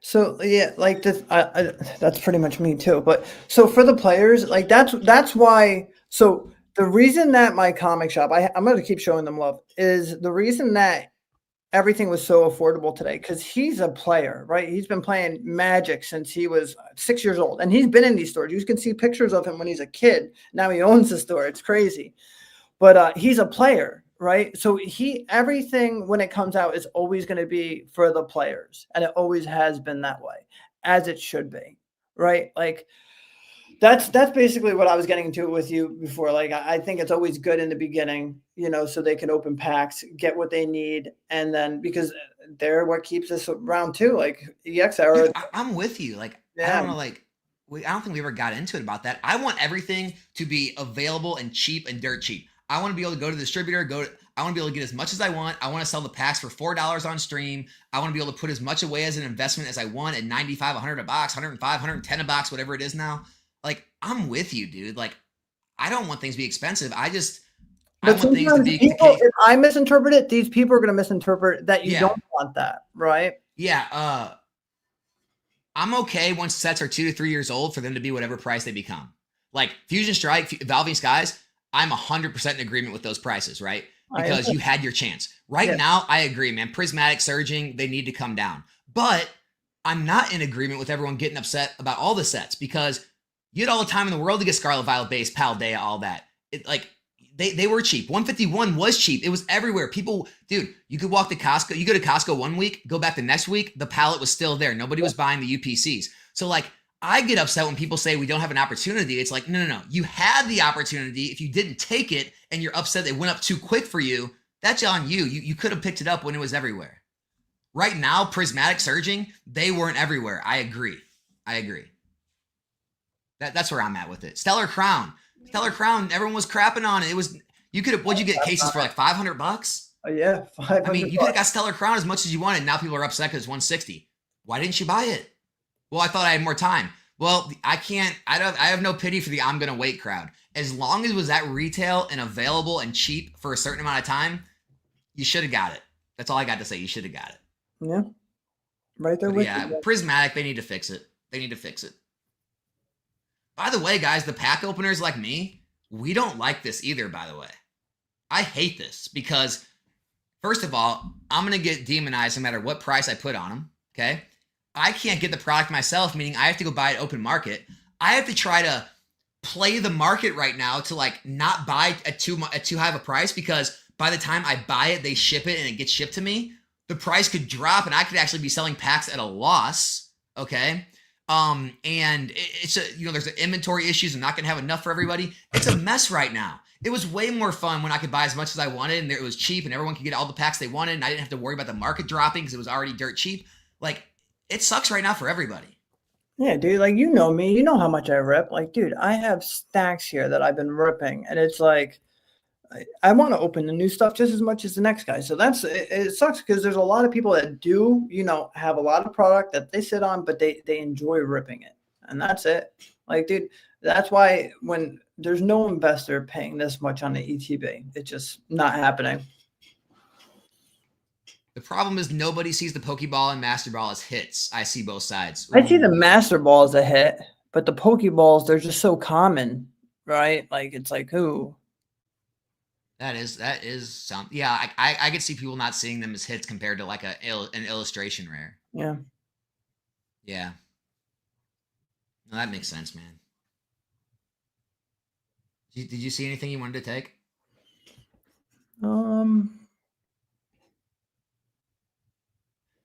Plumber, preaching to the truth. Fun matters. Fun equals passion for the product. Lack of passion equals lower sales in the future, affecting investors most of all. Facts. 1,000%. You got to have fun. It can't all be. I mean, I've seen so many guys in this hobby that were true collectors and they were collectors forever. And then they made it like too serious and it's not fun for them anymore. It became strictly business. And you see like a piece of them die inside. Yeah, they're making money, but it's like, if you're not having fun with what you love, then why are you doing it? Completely disagree that 1K plus cards in a new set is good. Yeah, man, just, hey, we have difference of opinions. No hate either way. Let me ask you something, Nick. All right. Let's take not this set. Let's get away from this set. Let's take a regular set, right? Let's say you have a good amount of hits, EXs, a good amount of illustrations, a good amount of SIRs, right? Mm-hmm. Would you rather be opening $5 packs and the top card in the set's $100, or would you rather open $10 packs where the top card in the set's $1,000? Dude, I mean, it depends. What's the big chase card in it, right? Okay, let's say, I don't know. Let's say Surging Sparks. Let's say the Pikachu was $1,000 compared to I don't know, Temporal Forces where the Raging Bolt's $100. Bro, I don't want to spend $10 on packs. Okay. I can't get this. That was my question. That's it. It's just a question. Yeah, that's me. You know how I am. I don't think like. I would rather have a bigger hit. All right, this is how I am, guys. Right? Like, ask Alex. I buy boxes. I sat there and opened a breakthrough box, right? But to me, the cost was way less, and I really wanted to hit that Mewtwo, and I freaking hit it, which is a miracle. But like, I sat there. But the thing is, if I paid, $20 a pack, it wouldn't be fun to sit there and open it. Like, guys, yes, I'm in this for the long term, but like, I like to open packs, right? Like, I opened a Cosmic Eclipse box not too long ago because Cosmic's my favorite set. For my birthday, I'm opening Ancient Origin packs, guys. But the thing is, when I bought these, they were way less than they are now. I'm not a fan of paying a huge premium because I can't see it that way. Like, yeah, I can look back at Evolving Skies and be like, oh my God, I ripped 6 figures in product, right? Like, it's insane. But I like, in the beginning, this is how it should be. It should always be affordable in the beginning. I don't want to open $10 packs. Like, yes, I'll open maybe I think my borderline, it's crazy. I think my borderline is like $7 pack. All right, hold on. Let me switch this up then. I think you're getting it twisted because it's new. Uh-huh. Would you rather open a Temporal Forces pack and to chase a Raging Bolt, or a Fusion Strike pack, say at $10 to chase the Gengar? I like Gengar. I'd rather chase the Gengar. You pick the Pokemon I like. All right, let's say there's a $100 Gengar in Temporal Forces. Would you rather open the cheaper pack and cheaper card? I just told you I'd always rather rip the cheaper. Yeah, but I was just trying to put it a different way because I thought you were like thinking because it was new. I'm saying if it's an older set, does it make sense to open $10 packs more? Yeah, older sets. Yeah, it in theory, yes, but I don't like doing it. Okay. That's it. But in theory, yes. If you want to talk theoretical, yes, that makes sense. Right? I mean, I'm more of a gambler, so I like it more. So like, I'm kind of on the other side of the fence. To me, when I got into this, like, it made sense to buy a $30 Neo pack, right? like, because that's what they were. They were $30, and then like To open? to open, right? Like they had them for like $35. So back then, that Unweighted? unweighted, um, Unweighted. unweighted, unweighed. But yes, back then when you're opening older vintage stuff, yes. And when I got in the hobby, I knew nothing, right? Like I would spend, a couple hundred bucks to open a couple base set packs. It's like back then in the beginning, but now I'm different. I grew. I know what's worth it. I know what's not worth it. My way works. Everyone has their own way, right? So if you have your own way and what works for you, do it your way. This is just my way. I'm personally not a fan of opening packs at a higher rate that are brand new. And that's just me. You can do whatever you want. It's your money, right? But Yeah. I'm just saying for me. That's it. I get it. Yeah, makes sense. What do you think about like the other games though, like Lorcana and One Piece with these like god tier rarity, like thousands of dollars cards in them? See, Even Dragon Ball Super had something like that. I mean, Artist signatures or whatever. at the end of the day, it's good for the hobby. It's good. I mean, like, do you like having chases like that, or do you think that's too much? No, I think that's fun. That's what like makes it fun because like if someone goes and buys a pack for $4 and they have a chance to pull $1,000 card, like that's pretty cool, right? Yeah, I agree. So I think it's always important to have a chase. Like once Greninja shot up that way, look how like in the beginning no one wanted Twilight, they shit on it. Then they saw the Greninja, and then Twilight went crazy. So obviously it's like the majority thinks this way too. Once you have that big money chase card, everything changes. No one wanted Fusion Strike, and then now that the Gengar is $1,600 in the 10, everybody wants Fusion Strike. It's crazy how it works. The investor wants a difficult chase, whereas the collector does not. I don't think that's what he's saying though. No, I like it. I like a chase. I just don't want it to be like Prismatic. Yeah. That's all I'm saying. In the 90s, Magic the Gathering released a set called Chronicles with reprints of a lot of popular cards. It didn't do MTJ many favors. Yeah, a lot of people were mad. pissed. I don't know about that. What happened? Dude, it's just that people don't want to have reprinted cards, like especially but Magic the Gathering is predominantly players, right? But because look what happened when they look at Rudy with a 30th anniversary when the Lotus he talked shit on it for like 3 months straight. But it did well. Did it end up doing well? I mean, it didn't The like 30th? yeah. Yeah, Rudy shit on it, and he didn't even buy the product. Rudy didn't even buy the product, but collectors don't like when their stuff's reprinted. Like Pokemon does it well. Like they'll put the celebration stamp with the Pikachu with the like it's good how Pokemon does it. They're not taking the exact card and making it look the same. Like Yu-Gi-Oh, you can't even tell the difference between some of these blue eyes, Oh yeah, Yu-Gi-Oh is just like done it into the ground, man. Into the ground, man. Hey, question for you, dude. If you have a lot more money, would you ever buy back those slabs you sold, or are you fully set on sealed only? I talked to Alex about this. Like, dude, yeah. Like, of course I love my Skyridge Gengar, my Skyridge Zard. Like, I'm always going to love those cards. Like the Lugia, the Crystal Lugia, like all my crystals, right? My Shinings. Man, like, yeah. If they're so expensive now. The Gengar is like 14,000. I sold that for a third, and I thought I killed it. You did though. I did back then. Yeah, it was a huge profit, but it just so. I mean, that's the thing with vintage right now. Like vintage. That's the thing with everything. People like, dude, if you sold Evolving Skies at 800 and you bought it at 100, you killed it. Stop kicking yourself. You didn't hold it. Like I think that needs to be like people need to be okay with like things going up after they made a massive profit. Yeah, like guys, I sold Chilling Reign, right? And I doubled my money on it. No, more than that. Holy shit. Triple my money on it, right? And then it went like $500 more than that. It happens, but I made my money, right? Like these things happen.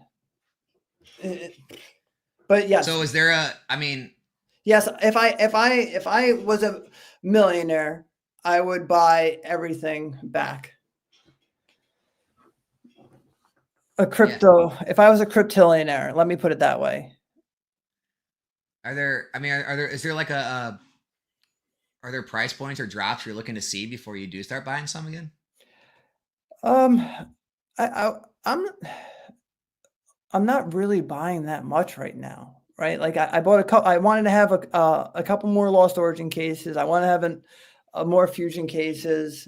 Like I have the amounts that I want for everything right now. I pre-order a lot of Prismatic, so now there's nothing I really want to buy right now.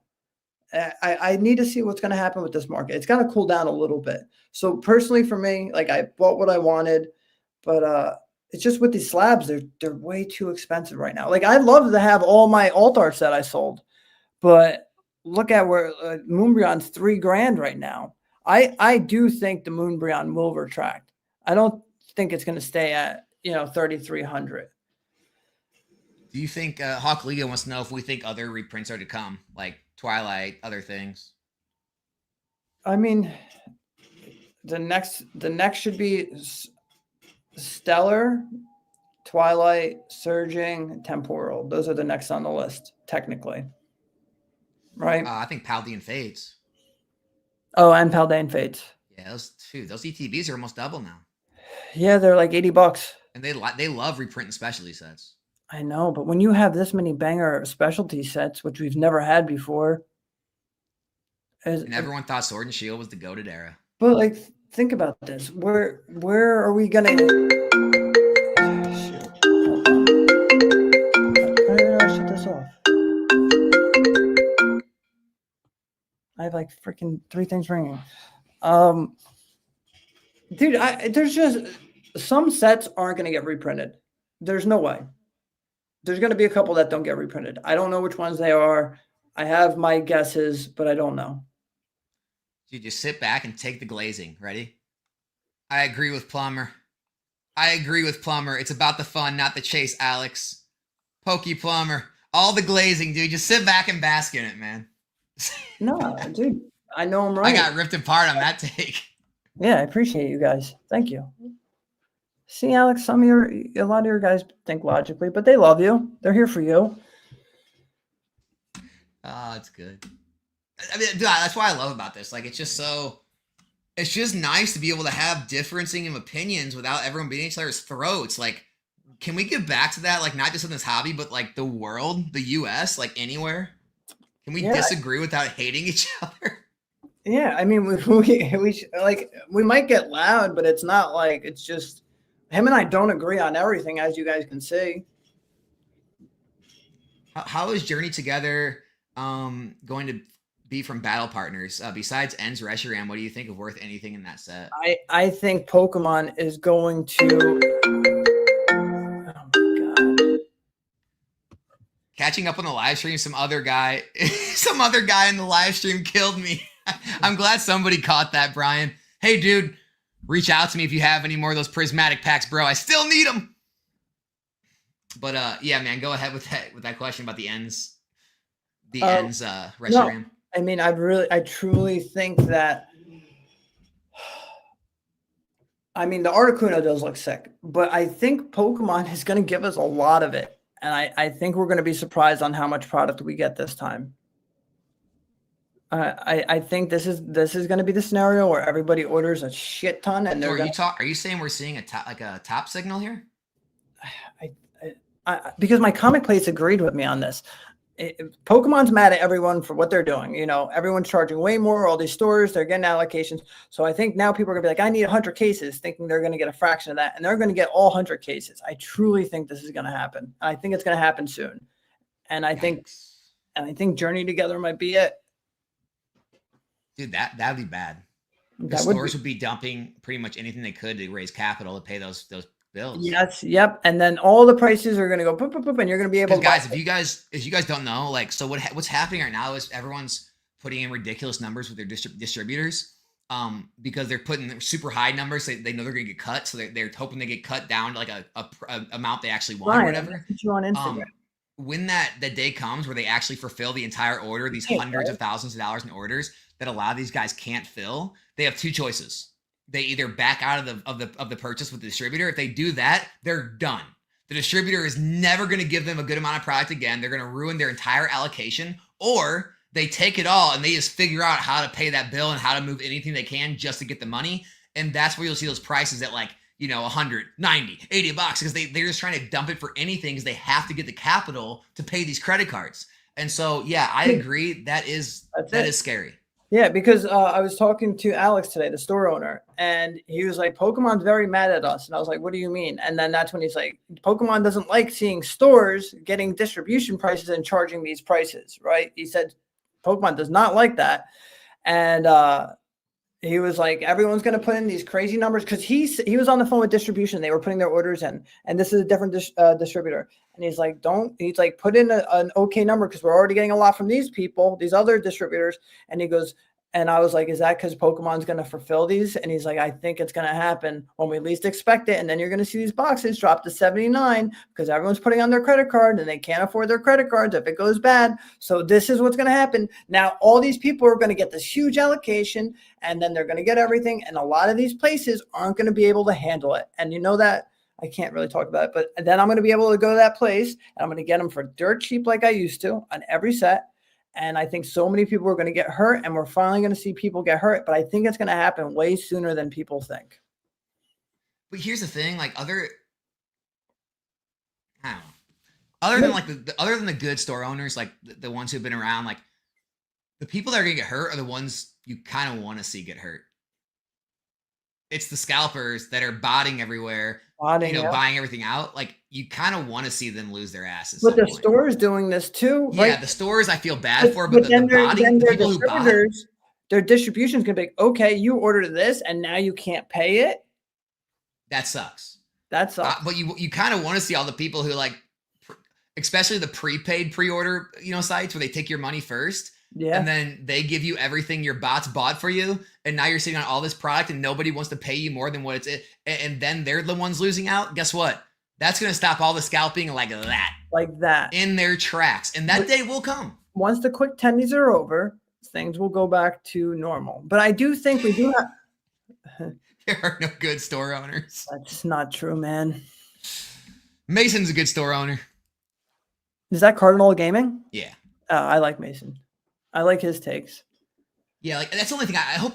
I don't want to see the stores get hurt, but like I would love to see all the botting people get all this crap in, and then the boxes are literally less than what they paid for. I'm sick of these botting people, and I know who they are too. And then I see them like they're so flagrant with it on like Facebook Marketplace or Facebook groups, and they're like, oh, spamming it, and you know who they are, and you can't say anything, and it's like, bro. Those are your cryptillionaire jerk-offs, right? Like, I don't care if he sees this. Maybe there's two people I don't like in the You're going to name names? No, never. But there's two people I don't like in the I was like, hey, think about this first. Yeah, no. But I mean, it's just because you see what they do and they take full advantage of it. And they're like, yeah, my bot's got this. And they openly talk about bots. And it's like, yeah, dude. I mean, at this point in the hobby, especially with like the Poke Notifies and stuff, like I think it's pretty almost like, not even really accepted, but at least known. It's a norm. Yeah. No one's got any problem talking about it out loud. But I see like people like having Journey Together at $200 a box for pre-order. I'm like, dude, you're out of your mind. You're out of your mind. It's amazing that like, I guess because they use the eBay like 90-day shipping or 90-day handling time, they're able to do it. It's amazing their eBay even allows people to sell this stuff not that far out. It's crazy. Yeah. Someone said Prismatic PCETB is coming in a case of 4.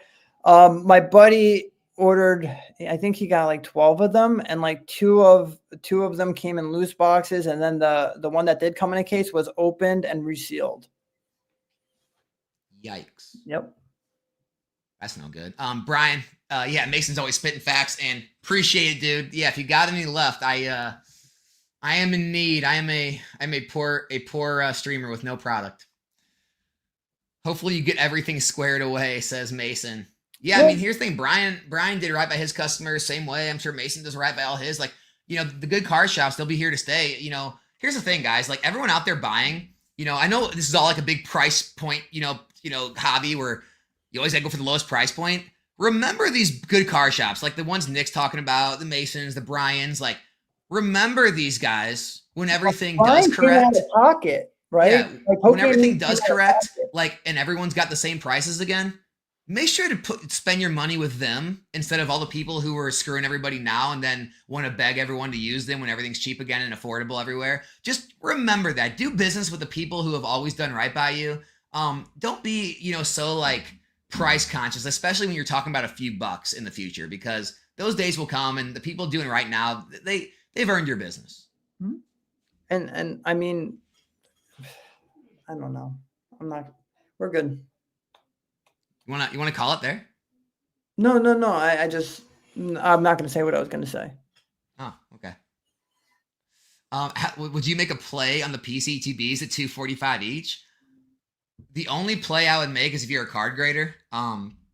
If you want to open them, try to grade the card at 10. I'm sure the 10 is going to be worth more than the ETB is, but there's a big risk there. There's a big gamble because I'm sure the 9 plus the packs may not be worth as much. Maybe it will be. I don't know. It just depends on how crazy that promo goes. So, like, the only reason I'd be buying right now is to rip them and try to make that grading play and then sell the packs off to try to get your cost basis down. But other than that, I don't know.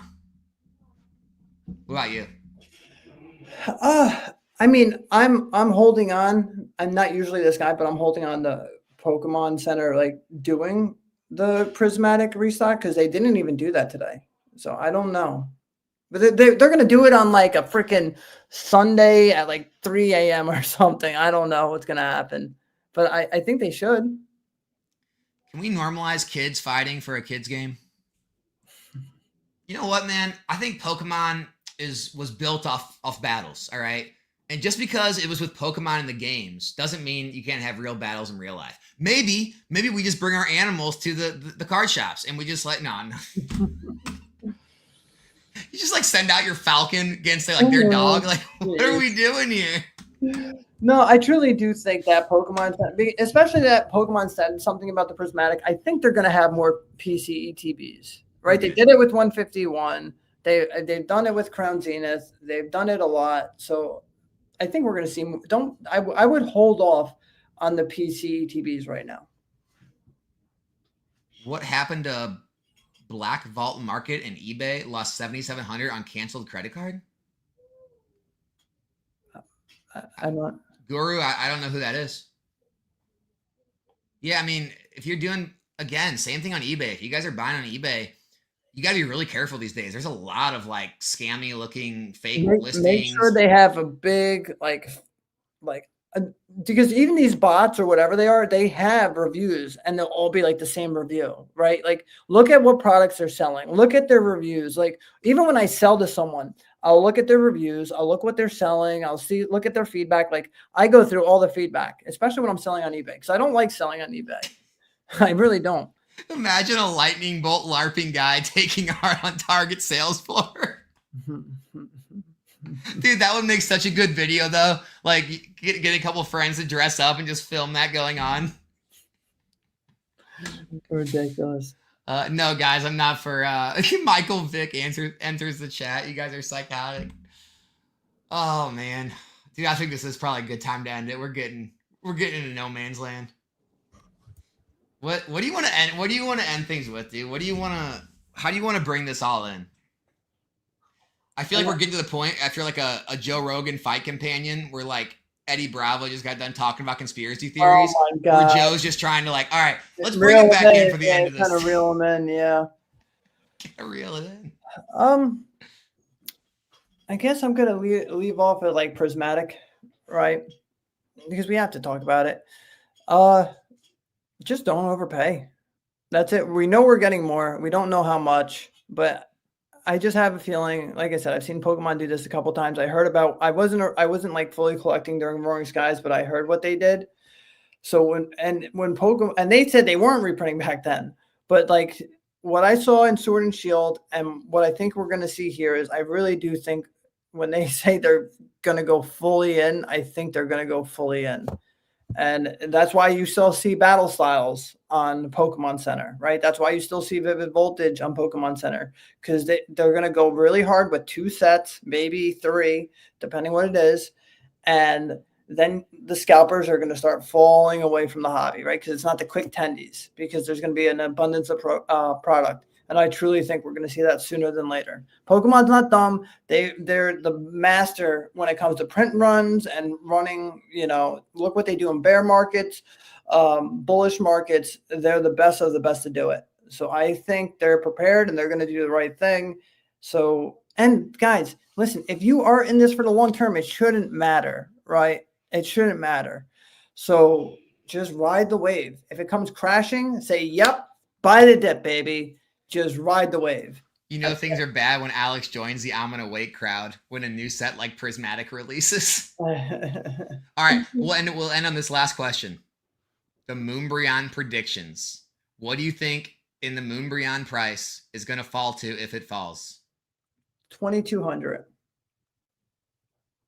Dude, that isn't it like 3,000 right now? It's 32 right now. So you're thinking like a 30% correction. I do.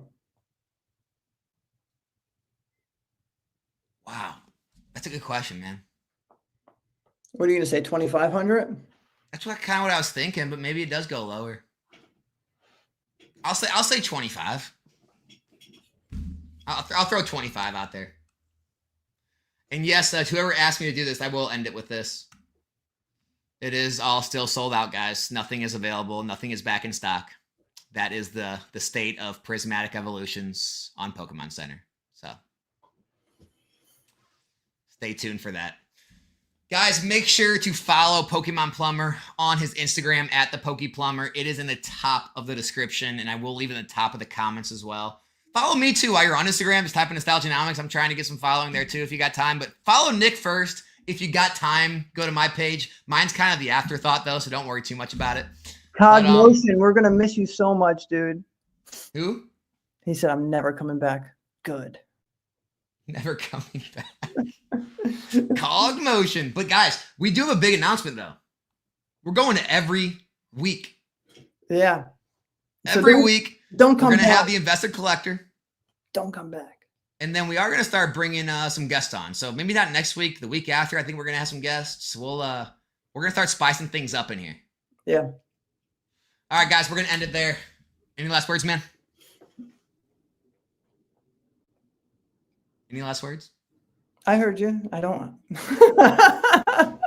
Later, guys. Later.